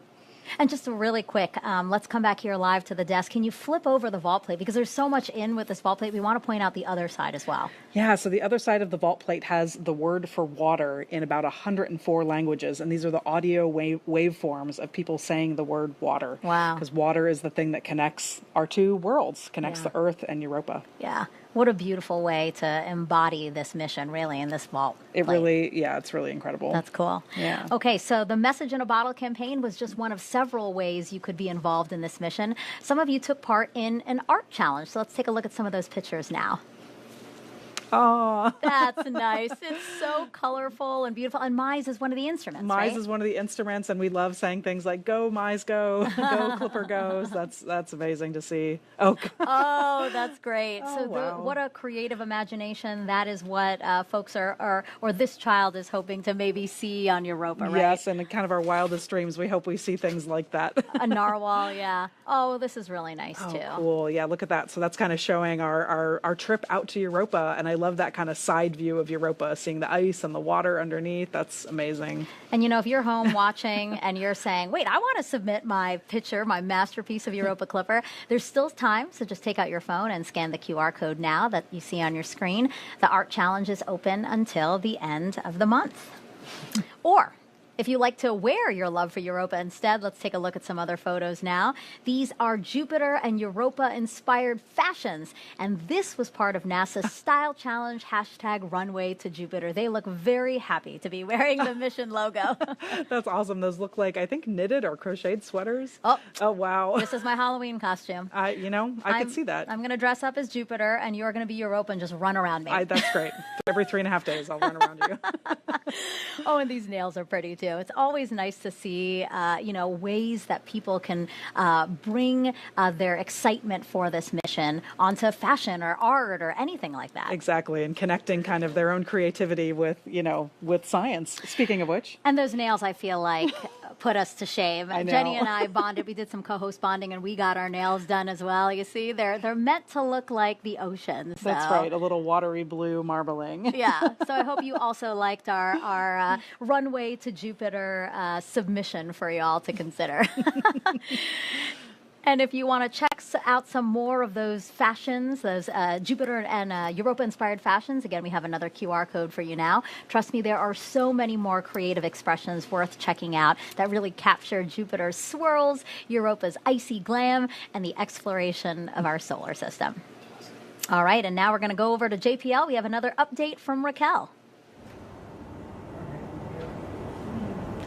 That's right, Megan. We're now taking a live look at another part of the Friends and Family event, this time in JPL's Von Karman Auditorium, where we saw lots of cheering during launch, and among those celebrating are the family of Al Kangahwala, the Deputy Mission Manager for Europa Clipper. Al is responsible for overseeing how the spacecraft operates, navigates, and stays on course during its mission to Europa, and he joins us now. Thank you so much for joining us, Al. Can you tell us about your role and the next few weeks for Europa Clipper?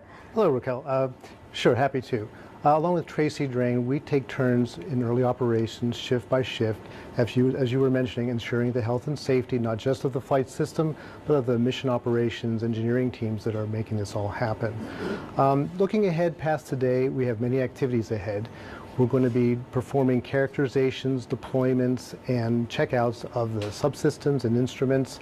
Some will be required prior to our first trajectory correction maneuver in about 3 weeks. We call that part Flight System Characterization Part 1. And then the vast majority of the remaining checkouts will be performed after that. That'll put us kind of near the end of the calendar year. After that, we'll be performing a flyby of Mars on March 1st, 2025. Speaking of flybys, Europa Clipper will have flybys of Earth and Mars. So how does that help it reach its final destination, Jupiter? So we use planetary flybys to perform what you would consider to be like gravity-fueled maneuvers.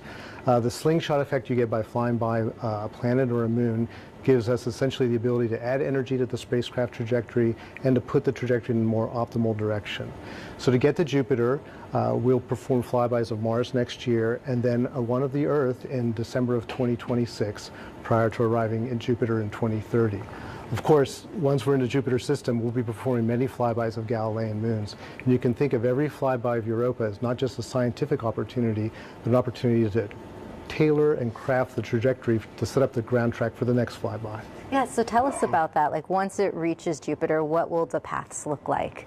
So after orbit capture, we'll be proceeding with a series of Galilean moon flybys to reduce the size of the orbit, the capture orbit, to one that's more in resonance with Europa's orbit. So about 11 months after orbit capture in April of 2030, we'll perform our first Europa flyby in March of 2031. And by around Memorial Day weekend in that same year, we'll be in full swing performing flybys about every 3 weeks. Well, Al, thank you so much for your time. Megan, back to you. Now, Europa Clipper is carrying 9 science instruments on board, and they all came from all across the country, as you can see on the map on your screen. Yeah, isn't it amazing? There are just all of these institutions around the country that contributed instruments to the payload, and I'm so glad they did. Again, very much a team effort. So now we want to take some time to walk you through some of those 9 instruments, and we have the first 4 on the desk now. Yeah. Walk us through these, Jenny. Absolutely. So we're going to start over here. Okay, so the one? Yep. So that is our ICE instrument. It's actually 2 instruments. Oh, and I see another piece. Yep, that's our wide angle camera, and then the larger piece is the narrow angle camera. And these are basically going to give us those beautiful color, high resolution photos of Europa. Cool. The next one here is eThemis. This is our thermal imager. So this is kind of like our pair of night vision goggles. It's going to help us see spots on the surface where the ice might be warmer, where water might be seeping up from underneath, making that ice melt. Oh, awesome. Yeah. And then these 2 instruments, this is MISE and this is Europa UVS. Mm-hmm. And these are 2 of our spectroscopy instruments. So let's talk a little bit about spectroscopy. So take this, we're gonna do a little demo here. So yeah, hold that. I'm gonna hold some of these rocks. Okay. So before you turn that on, these look like rocks you might just regular rocks. Yeah, in my backyard. Find on your backyard, find on a hike. They're white, they're gray, there may be a little bit of brown and black speckles in them. But what happens when you turn on that flashlight and take a look at them again? Oh, whoa! Yeah. This one is bright yellow. This one's bright green. Oh, and this one's like red. Isn't that amazing? So what's happening here? Yeah, so spectroscopy is basically studying how light interacts with objects and how it may tell us a little bit more about what is going on inside of that object. So looking under visual light without the flashlight, it looks one way. Right. But when we put UV light on it, like Europa UVS will do, it can help us see what the rocks are made of. Wow. And so That's what both MISE and Europa UVS are going to be doing in the infrared and the ultraviolet parts of the light spectrum. It's really amazing what you guys can do from just imaging. Like, you're not landing, again, this is not a mission that's landing a spacecraft anywhere, but look what you can figure out just by pointing a camera. Exactly. By pointing a camera and using different wavelengths of light, we can understand what things are actually made of. And that's really incredible. Wow. I'm really glad you showed this because, again, it's nice to see the instruments as they are, models here, but like to see the science in front of us immediately. That was really cool. Thank you for that. Awesome. So again, these are just some of the 9 instruments that Europa Clipper has on board. We're going to show you the other 5 after we head back out to Tony, actually. So Tony, the Europa Clipper mission was developed with Johns Hopkins Applied Physics Laboratory. That's right, Megan. And joining us virtually is Bobby Brown, the head of Johns Hopkins APL Space Exploration Sector Head. Bobby, can you tell us a little bit about where you are and how you and the teams are feeling at this moment? Yeah, well, good morning. I'm standing here in the Mission Support Area East, which is one of 2 mission support facilities. One's at JPL, that's the primary one, and then we have a facility here in Laurel, Maryland as well. And I'm standing here with members of the operations team who have been plugged in all day and are part of this mission. That's amazing. Congratulations to you and the team. And in your mind, what makes Europa Clipper so unique? Europa Clipper is among the most special of special missions that we do in planetary science. The science itself is amazing. It's something that's been in work for 15 years. The spacecraft is huge. It's going to a destination that you could really just dream of. You know, think about the moon, but the moon, you know, our Earth's moon, but with twice the volume of water that we have on the Earth. And our spacecraft's going there to explore. It's a very large spacecraft, very heavy spacecraft, and of course soon our magnificent solar arrays are going to deploy. These solar arrays are 100 feet across. So this is the largest, most significant planetary science mission of all time. That's right. And can you tell us a little bit more about APL's contributions to this mission? Yeah, well, a mission this unique actually took the best of the folks at the Jet Propulsion Laboratory and at the Applied Physics Laboratory working and learning together. This mission took the best of all of us to get this done. Here at APL, we've been responsible for the propulsion module and the communications electronics and antenna that are part of that module. The propulsion module is about 10 feet tall. It's about 2/3 of the height of the overall spacecraft. And we've also built, I'd say 2 and parts of a third of the science instruments. So the cameras that we were just talking about, those 8 megapixel, both wide angle and near angle cameras that were, when they were designed, had the same resolution as, say, an iPhone 10. Those were designed right here at APL. They're going to be able to zoom in on Europa to a factor of 5 greater than what we've seen on past missions like Galileo. We also built the PIMS instrument, which is one of 2 instruments that's looking at the magnetic field and the plasma surrounding Europa. It's going to tell us a great deal. Together, they will tell us a great deal about the ocean beneath the icy surface. And then with JPL, we worked on the MISE instrument, which is that spectrometer that you were just talking about in the previous segment. That is very exciting indeed. I know we're all very much looking forward to the data that we get back from those instruments. Bobby, thank you so much for joining us. Back over to you, Megan.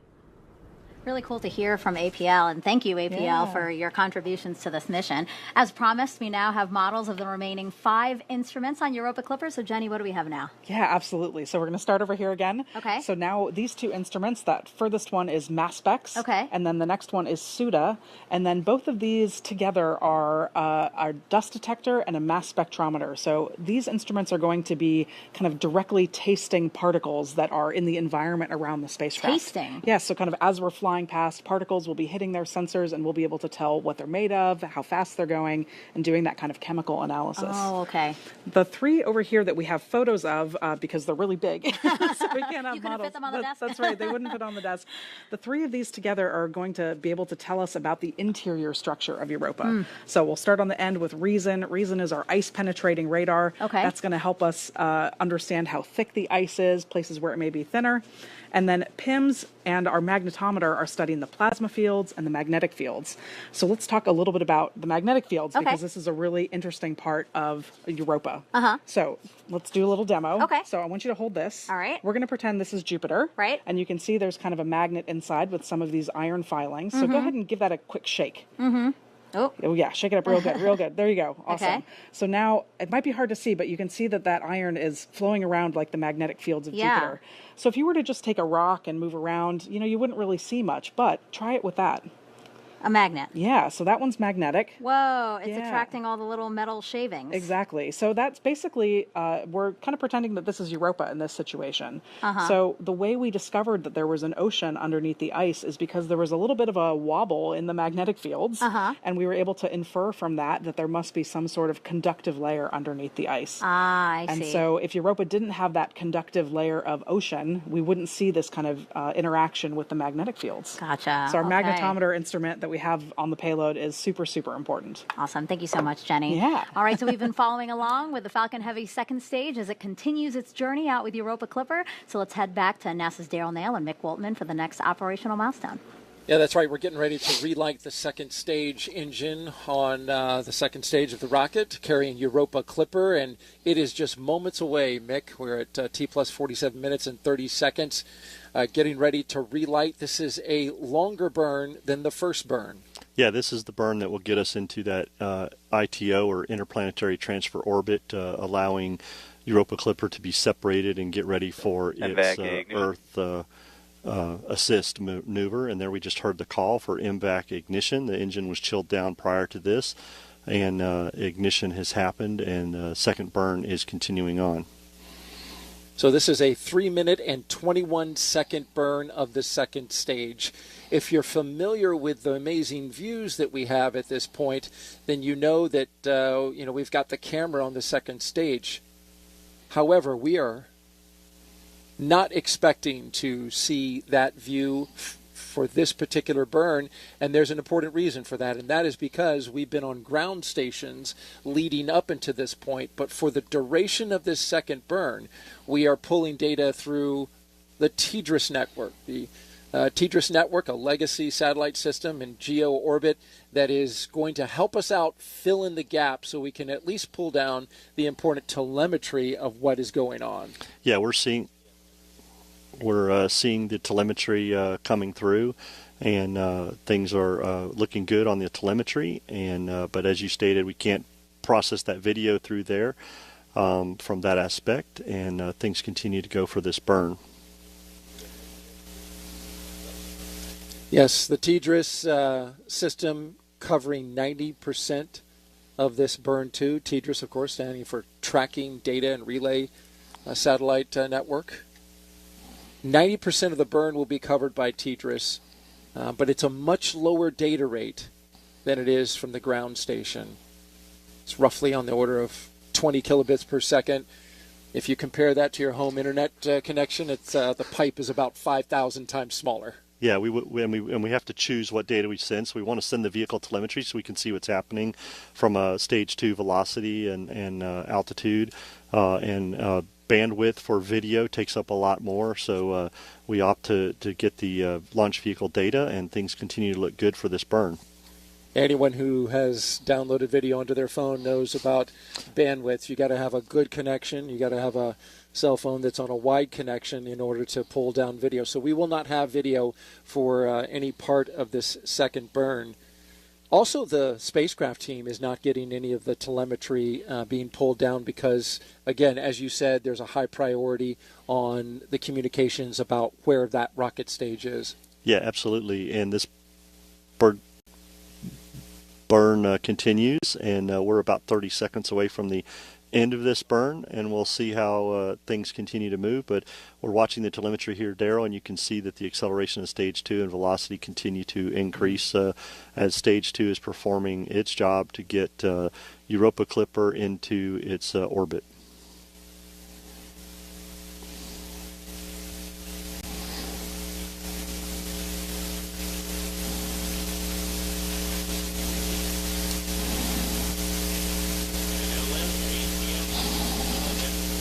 MVAC engine cut off. There you have the cutoff. The second burn is complete. And we just caught some video of right there at the end of the second burn, and we've got some results there. Everything looking good. Yeah, TDRS network did its job. We just switched over to ground station. We were able to pick up that nominal video. orbit insertion. And nominal orbital insertion has just been reported, and stage 2 looks good. So our next event, Daryl, will be spacecraft separation. Very excited for that, and I know everybody's looking forward to that with the successful launch today. We are looking forward to seeing Europa Clipper go off into space off that second stage, but in the meantime, we'll send it back to Megan and Jenny. All right, it's been now about 51 minutes, nearly 52 minutes until since launch. Our coverage is going to take you through separation and getting the first possible signal from the Europa Clipper spacecraft. Let's head back over to JPL, where NASA's Raquel is somewhere new to tell us about the Deep Space Network. Yeah, Megan, this is a wider look at the Space Flight Operations Facility at JPL, where NASA operates the Deep Space Network. This powerful system is able to communicate with spacecraft traveling beyond the moon. And joining us today is Amy Smith, the Deputy Project Manager for the Deep Space Network. Thank you so much for joining us, Amy. Thank you for having me. So your team is waiting to hear from Europa Clipper. Can you tell us why the Deep Space Network is so important with establishing communication with spacecraft? Yes, so the Deep Space Network is part of NASA's Space Communication and Navigation Program, and it is the critical link between scientists and mission controllers on the ground and more than 40 missions that are exploring our solar system and beyond today. So the Deep Space Network is made up of 14 very large antennas strategically located around the world. We have a complex here in Southern California, one outside of Madrid, Spain, and another one in Canberra, Australia. And those are about equidistant around the world, as you can see in this graphic, so that wherever your spacecraft is, when it needs to communicate to Earth, it can see one of our Deep Space Network antennas. So with the Deep Space Network, we can send commands to our spacecraft, we can collect all that amazing science data, and we can even collect navigation data so that the teams know where their spacecraft is. Yeah, and what is Europa Clipper doing right now, and which location do you expect to establish communication with first? Yeah, so the radio on the spacecraft will turn on about its separation and start warming up and sending a downlink signal back to Earth. And we have antennas at our Canberra complex, which are set up right now and waiting for that signal. And then after that, what is your team doing to prepare for signal acquisition before and after? Yeah, so the Deep Space Network is here to support our missions. And so we work really closely with the missions to understand what they're going to need, especially in a critical event like today. The mission provides all of those parameters to the Deep Space Network so that we can set up our antennas to be looking at the right place in the sky, to have all of those downlink set up just perfectly so that when the signal comes in, we'll be able to see it. So the first thing we're going to see with our antennas is the carrier frequency. We'll see that pop up and we'll lock onto that. And then we can start to decode the data that's on there. And once we are able to decode data, we'll start sending that directly to the mission operations team so that they can use the data to see what's going on the spacecraft and make decisions about what to do next.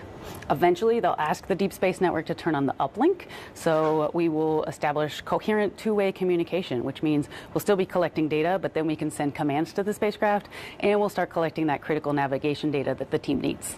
Okay, thank you so much for your time, Amy. Megan, back to you. Thank you, Raquel and Amy. And once Europa Clipper is launched, you can follow along with its journey using NASA's Eyes on the Solar System, which you can check out by scanning this QR code. It's a 3D program that allows you to zip around our solar system to learn about planets, asteroids, comets, moons like Europa, and spacecraft like Europa Clipper. And remember, Europa Clipper is not a life detection mission. Again, instead, it is looking for the right conditions that could support life.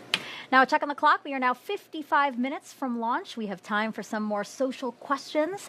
This one actually is not a question. It's a well-wish. This is from Tiffany Basket on Facebook. I think she knows you because she's saying, "Hi, Jenny." From all of us in Ohio at the Buckeye Online School for Success, we want to thank you for keeping us updated and inspiring our students to dream big. Good luck today. That's just so heartwarming and amazing to hear from them. And I know they're all watching. So, yeah, thank you so much. Yeah, that's wonderful to get That's to hear great. that. Hi, Tiffany. Thank you for that. Yes, thank you. And we have one quick one from Instagram. If life is found on Europa, what will be the next steps? What does this mean for future missions? And I'll add on to that. What would life look like possibly? Yeah, so, again, we're not a life detection mission. We are not really looking for like a biosignature of something that says like, wow, we found life, right? But we are kind of assess its habitability. And if we find that this is a place that is habitable, the hopeful next step is that we would send a landed mission, that we could go in the future and actually land on the surface, take samples and all those things. All right, let's go back to Daryl and Mick right now.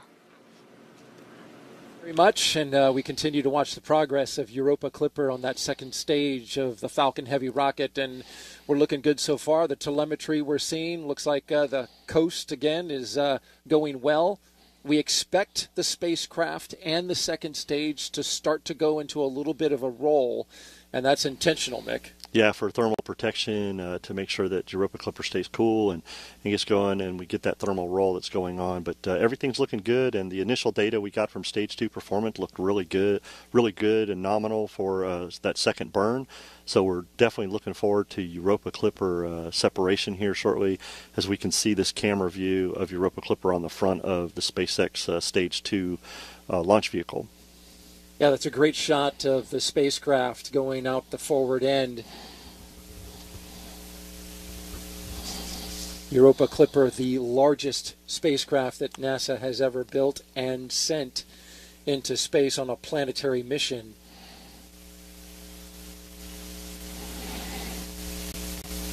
There we see the camera view of the MVAC-D that did its job in the shutdown, and the picture of Europa Clipper on the front of the Stage 2. Things continue to look good as we see the altitude of Stage 2 continuing to increase during this coast, and the velocity is ramping down into a steady state. Things continue to look very good, getting ready for separation in roughly 5 minutes. Now we are having that video signal appear and then disappear. We do know that with the spacecraft doing that thermal roll, that can cause signal fluctuations, right, Mick? Yeah, absolutely. We're on ground station tracking, and as it slightly moves around, we lose the connection a little bit, but we're getting great data so far as the vehicle continues to perform well. We really want to be locked in at T plus 1 hour and 2 minutes and 32 seconds. That's the current time that we have for the separation of the Europa Clipper spacecraft, and that is a big moment, and we want to be able to see that because, as we've seen in some past NASA missions, it really looks impressive to see that spacecraft going off into its destination. Yeah, and this being the largest planetary spacecraft that we've built, it's just going to be very cool to see this separation and go.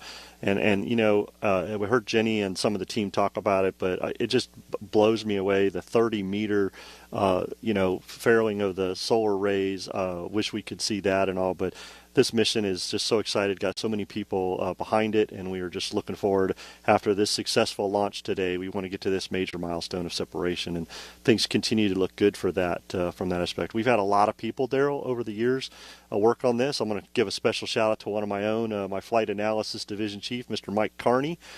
He has been working on a Europa mission for at least 25 years in his career. He started out as a trajectory analyst for a Europa mission way back when at Lewis. And when he came to LSP, he's worked on Europa off and on over the years. So shout out to you, Mike, for the great job, and the rest of the team on Europa Clipper today.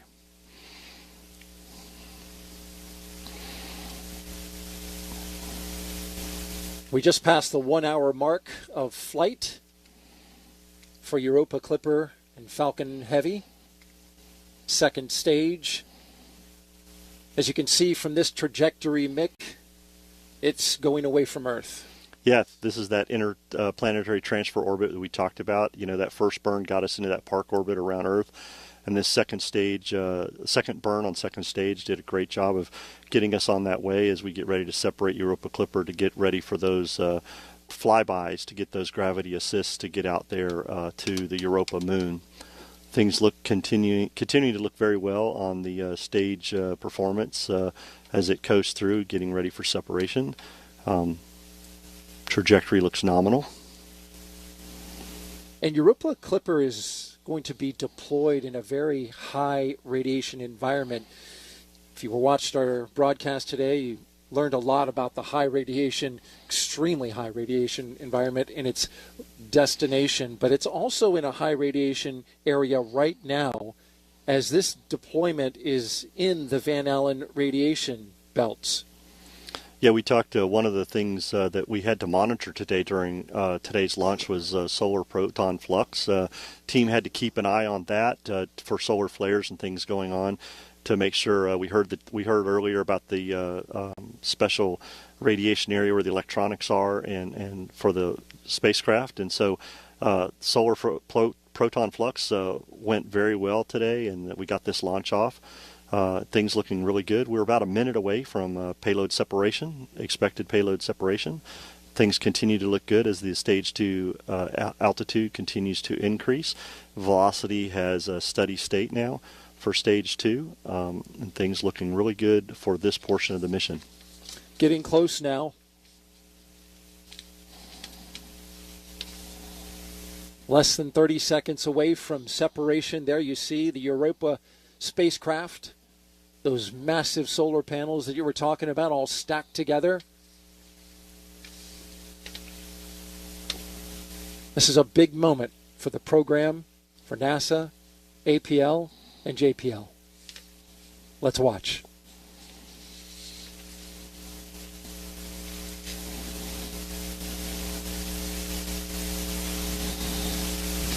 Europa Clipper, separation confirmed. And there you go.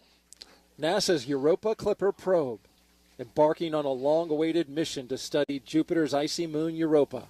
And what a sight, Mick. That is absolutely gorgeous, Gerald, to see Europa Clipper on its way. Successful deployment from stage 2. Falcon Heavy performed very well today.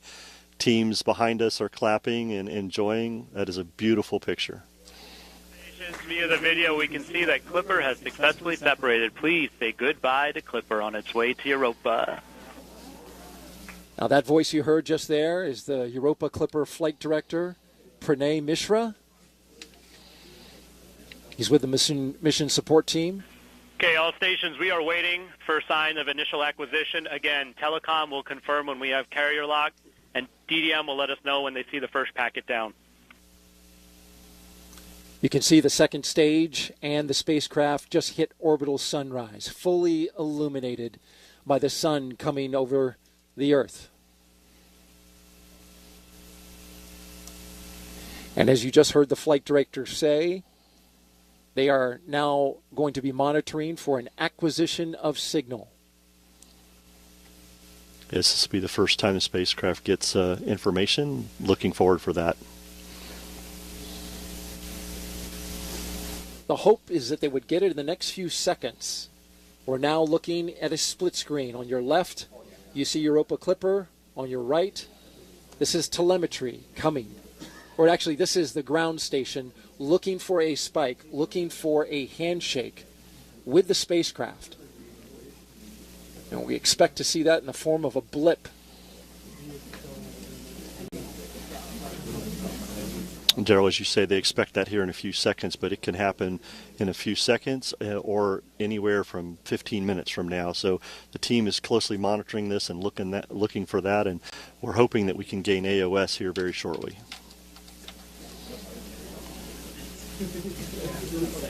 Yes, there's a broad range of times for which AOS is expected. Flight GNC. Go. Just wanted to comment from the video that we could see that the sun was on the neg-Y side of the spacecraft. There were very low visible separation rates, and the negative Z-axis was pointed at Earth, so this should be favorable for comm. Copy, GNC. Thank you. An acknowledgement from the team that that sunlight could help things out. They're looking to warm up the amplifiers. Go, Faith. Sorry, I missed the session IDs for our SA sessions from GDS. Can you or GDS repeat those for me? We did not call them out on net yet, but there are 5 session IDs that it will cycle through, so just a note. GDS, could you note those session IDs in your cache report, and then folks can go there and take a look? So they got 2 radios there that they are warming up.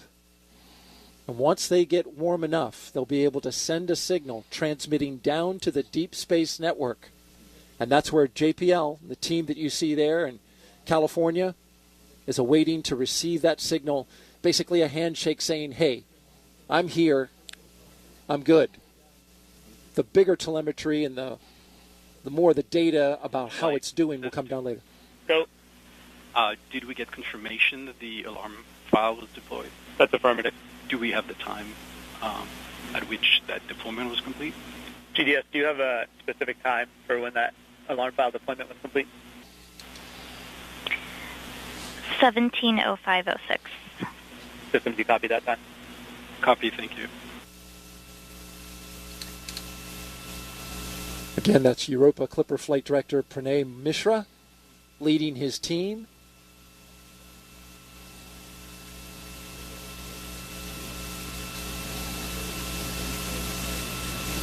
Also, a partner in this mission is the Applied Physics Laboratory, their team on console as well.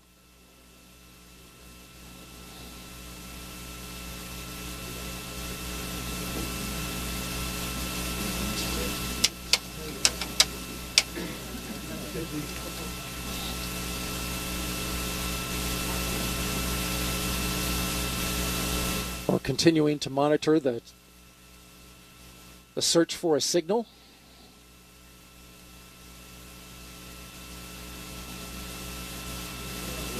And I believe we have it. Right. There it is. Flight, this is... Go, Telecom. Flight, this is Cal. We're seeing the signal on the open loop receiver. Copy, Telecom. And there you have it. Confirmation of signal from the spacecraft Europa Clipper. In the room there at the Jet Propulsion Laboratory erupting in applause.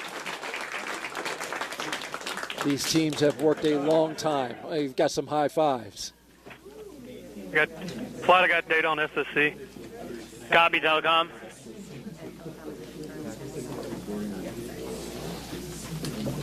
Flight, this is Telecom. Looks like 12 kilosymbols per second as expected. Copy, Telecom. Solid data rate. We're in lock. Flight, this is Telecom. We're in lock. Copy, Telecom. Flight systems. Go, systems. We have telemetry. We received good samples, and our displays are lighting up. Copy, systems. Initial hack is confirmed. And now they just locked in full telemetry from the spacecraft. Another big milestone. Flight prop. Go, prop. We are vented and primed. Thank you, prop. The propulsion system now is ready.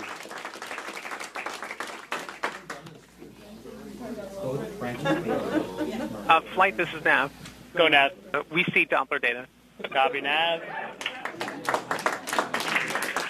Break. Flight systems. Go. We're reporting status that both branches failed to vent. Can please confirm if venting occurred successfully? I was about to do that. The pressures are good, but we are seeing the valve venting flag. We're taking a look right now. Copy, prop. Thank you. Flight GNC. Go, GNC. We do see, the telemetry just came in too. We do see that we are already in the mode GNC 3RS tracks on point, and with the Z-axis rate is consistent with the Z-axis roll. Copy. Thank you, GNC.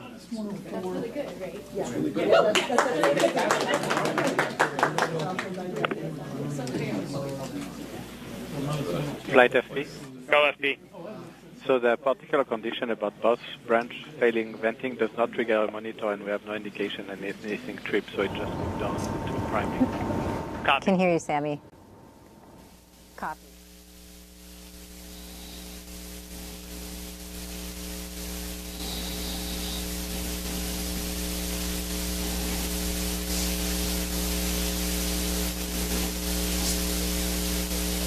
Is that if both branches fail venting, the behavior moves on to and attempts priming. So if that is successful, we could get into tracks on point like we're seeing here. Depending on the cause of the both branches failing venting, which we'll look for prop to confirm more details on. Copy, activity. Activity, as you see signs of the launch behavior continuing, please call it out. Yes, if we're flight this activity. Go ahead. being in our track sun point at this point, we are waiting the hour thermal roll. So we should all be looking for signs of being in the thermal roll right now. Copy activity. Yeah, flight GNC, just to confirm it again, we are in the thermal roll right now. And so GNC sees that we have already successfully found the sun, done a slew to sun point, and initiated the Z-axis roll. So good indication that GNC is using the engine successfully. Copy GNC. Do you have an estimate on the start time of that thermal roll? We're working that right now. Get that back to you. Thank you. And activity, when you have the telemetry in step 2-8 or can confirm the telemetry in step 2-8, please let me know. Flight C. Go ahead, B. Is Power seeing anything in the thermal roll? Do we see any change? Go ahead, Power. Stand by. So what you're hearing is that the propulsion system was primed. It didn't get a vent on it, but they have later come to get confirmation that indeed the spacecraft is in a roll, so the propulsion system appears to be working. Yeah, absolutely. They have all good telemetry and everything going well. The spacecraft team's very happy, and they got into their thermal roll and doing very well. So awesome to see deployment. Awesome to see Europa Clipper on its way for this successful mission. Great job by all the teams on today's launch. Big congratulations to the teams that have all been working so many years to get to this point. There's still a lot of work to do. Several hours from now, they will begin to cut the thermal knives that will slice open the holding mechanism that allows that solar array to expand, and then that'll bring them power to the spacecraft that'll get them on their way. Yeah, 30 meters solar. That's just impressive from that aspect. And Daryl, again, a great launch today, great separation. I say to Jenny on the host desk, awesome. Hope you're happy. Hope the JPL's team happy. We at LSP are so proud to provide you with SpaceX a great launch today. Thanks for being with us. And Daryl, as usual, thanks for having me. An exciting one. Well, we appreciate having you, Mick. Thank you for your expertise and your knowledge and insight in this mission. It is always helpful to help us understand what's going on. So thank you very much, and that'll wrap it up for us. So we'll send it now back to the host desk and Megan and Jenny. Yeah, thank you so much, Daryl and Mick. It was really cool to have you guys in there walking us through all of those milestones. And yes, I can confirm for you, Mick, that there were some happy tears next to me. more tears. So to recap, for those just joining us, the Europa Clipper spacecraft has separated from the Falcon Heavy second stage. It's on its own in space, but the team has confirmed a signal from the spacecraft and is now getting all the data that we were expecting from the spacecraft. How are you feeling in this moment? I know we just said happy tears. Happy tears. I know, seeing the separation and the spacecraft moving away from the second stage is just, that's the last time that, human eyes will see the spacecraft, right? From now on, it's on its own. And so that's incredible. And getting AOS and then the full telemetry right afterwards, it's, we test these things, but it's amazing to see it happen and confirm. There's a little bit of relief in there. Yeah. We're going to hear from JPL in just a little bit about what full telemetry is, but explain why that is such a big deal.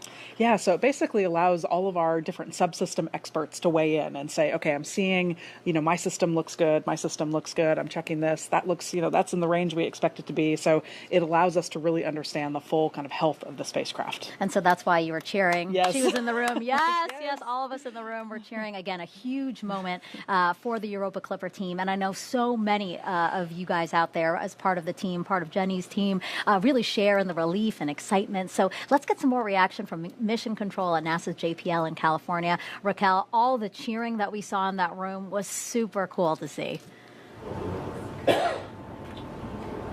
Yeah, Megan, and the cheering hasn't stopped. We just heard some moments ago, and the team is still celebrating. And right now we are joined by Tim Larson, Deputy Project Manager for Europa Clipper. Now, Tim, there's been a tremendous amount of work that went into this moment. Tell me how you and your team are doing. This is so exciting. This is a culmination of the work of thousands of people representing millions of work hours over the years to design this mission, to design the spacecraft, build it, to test the entire system to make sure this system is now able to do everything it needs to do on the way to Jupiter and once we get there in our orbits around Europa. This is every person here and that's contributed to this have all contributed to making history today. And we have acquisition of signal and telemetry. Can you tell us about that data that you've received? Yes, that's the data that tells us the spacecraft, the state of the spacecraft. It tells us what equipment is on and off, the temperatures, voltages, currents, software messages that tell us what's going on. So all of that informs the team in the MSA, and they can now start evaluating the state of health of the spacecraft and its readiness to keep going. And we're celebrating now, but there is still a lot of work ahead. Can you walk us through what the next few weeks look like for Europa Clipper? Yeah, this is going to be a busy time for the team because now that the spacecraft is flying on its own, we'll go through a series of activities where we check out every bit of equipment on the spacecraft, make sure that every subsystem is working as it's supposed to, and then we'll start a series of activities checking out the instruments on the spacecraft. And we have a couple of key deployments that come up right after that, deploying the boom for the magnetometers and deploying the antennas for the radar instruments. So it's going to be a busy few weeks. Exciting times ahead. Tim, thank you so much for joining us, and congratulations to you and your team. Thank you. This is so exciting for the entire team. And that'll do it here at JPL. Megan, back to you. All right, and back here at the Space Coast, we are now joined by Dr. Denton Gibson with NASA's Launch Services Program. Today, he was on console supporting the launch. Another successful mission for you guys. Yes, it was, and an exciting one. It was a beautiful day to launch a rocket to Europa. Absolutely. I mean, weather, we couldn't ask for better weather, so that was amazing. But first of all, I just want to say thank you to the amazing team that we have, the combined NASA, SpaceX, LSP, JPL team. It did an amazing job. And this team never stops amazing me. Yeah. I mean, just a couple of days after we had a extremely major hurricane hit, with a lot of teams still without power, we were able to get through this countdown and have this amazing launch. And we couldn't ask for a better team that was working this. And I could just say, and of course, our partners at the Space Force also supported us through this launch. But it was just amazing that we got through this. Yeah. Well, and I'll just say, as a member of the Europa Clipper team, we are very grateful for the ride to space. So thank you so much. Yes. So it was awesome. Yeah, and specifically, I mean, speaking from the team, the fact that, again, we were talking about this earlier, that NASA and SpaceX were able to bring this together to bring us to launch today. Talk a little bit about that with Denton. Mm-hmm.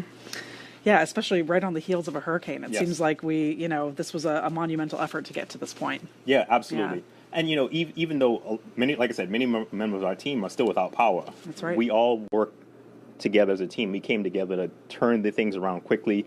The KSC was able to open and get our teams in to start looking at the spacecraft launch vehicle, working through anything, impacts from the hurricane. Thank God there wasn't many significant impacts, so we were able to work through that. We were able to get the team together to work things and be able to get to this point. Mm-hmm. So it was a huge monumental task, but this team really came together and got it done. Mm-hmm. Yeah. Jenny, do you have any questions for Denton? Again, I think you're kind of speechless right now. I know. I mean, what does it mean for LSP to be part of Europa Clipper's journey? I mean, the mission itself is amazing. Yeah. And to be the team that helped enable the spacecraft to get where it needs to go, to get the science that everybody's looking forward to getting. Right? I mean, I couldn't tell you how excited I am to really get and hear some of the science of the discovery that's going to come from this mission. Yeah. So it always means a lot to LSP to be entrusted with such a monumental mission and to get it where it needs to go successfully. So that's always, significant to have us be a part of that. So incredibly beautiful launch. Yeah, you guys enable so much science that could really change our outlook on our planet, on our universe. So thank you for that. And because as a little thank you to you, I know you guys love our launch highlights. So why don't we take a look at another launch replay from today's Europa Clipper launch. And here we go. 10, 9, 8, 7, 6, 5, 4, 3, 2, 1. Ignition. And liftoff. Liftoff of Falcon Heavy with Europa Clipper, unveiling the mysteries of an enormous ocean lurking beneath the icy crust of Jupiter's moon, Europa. Engine chamber pressures are nominal. See that the chamber pressures are nominal as we hear. All 27 Merlin engines look great. Rocket beginning to roll. Putting down 5.1 million pounds of thrust.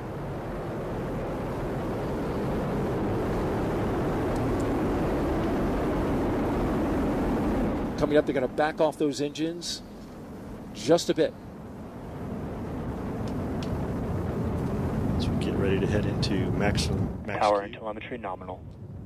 We hear that power and telemetry on the vehicle are good there. Everything's looking really Falcon well. Heavy is supersonic. They have reduced power in the center core to get through max Q, maximum dynamic pressure on the launch vehicle as we approach that. The two side boosters at full throttle. I feel like Jenny couldn't really watch that video because she was going to start breaking down again. Nope. I'll watch it later. Yeah, it was really cool to see that again, those highlights from today. It really just brought me goosebumps again to be thinking about the science that this launch is enabling. So that's going to wrap it for us here at Kennedy Space Center for this live launch coverage of NASA's Europa Clipper mission. A huge congratulations to everyone involved and a big thank you to everyone who participated in our broadcast, especially Jenny Kampmeyer. Thank you so much. It's been so fun to be here, and I just love this is the start of our journey of exploration, scientific discovery, everything we're going to learn from Europa. It's just amazing. And again, this is huge for astrobiologists around the world, but really all scientific disciplines can really gain something from this. Absolutely, and it's going to change our understanding of kind of our place in the universe. If this is a world that could support life, what does that say about other solar systems that may also have worlds, like Europa? So you got to wait 5.5 years, though. I know. How do you feel about that? We got to be patient, but it's going to be worth the wait. I think we'll all be sitting on our hands anxiously waiting to get to Europa, but it's going to be worth it. And obviously there is work to be done while it's coasting there. One other thing that I wanted to bring up for before we let you all go is, Jenny, talk to us a little bit about your trajectory, how you got here to NASA, because I think that's an inspiring way to maybe end this broadcast. Yeah, people always ask, how can I work for NASA? How do I get to do what you're doing? There's a lot of different paths. My path was a little bit non-traditional. I started my career as an adult as a musician. I was a classical musician and orchestra librarian for a bunch of years. I went back to school for engineering, and now I'm here at NASA. And it was actually watching a launch that kind of kicked me down that path. Mm-hmm. So if you're out there and you're thinking, I want to work for NASA one day, just go down the path that you want to go down, and you can get there eventually. Yeah, and we're so lucky to have you. Thank you so much. And if you want to continue to follow along with this mission, just scan the QR code on the bottom of your screen. I promise it's the last one. This one will take you to europa.nasa.gov. Together, we will discover the mysteries of both Europa and our home planet. Have a great day, and go Europa Clipper. T-minus 10. I've never been more excited about the possibility of discovery. We are now at the point where we can bring together lots of different types of people. You talk about grit and determination and resilience. These are areas that humans aren't designed to go to. We put together this amazing adventure and mission. So when I turn it on, whoa! Decisions we might make could influence other things. And it's everything. I hope that we can do something to turn this around. There are many questions raised by the mission that we still need to answer. The story is never complete.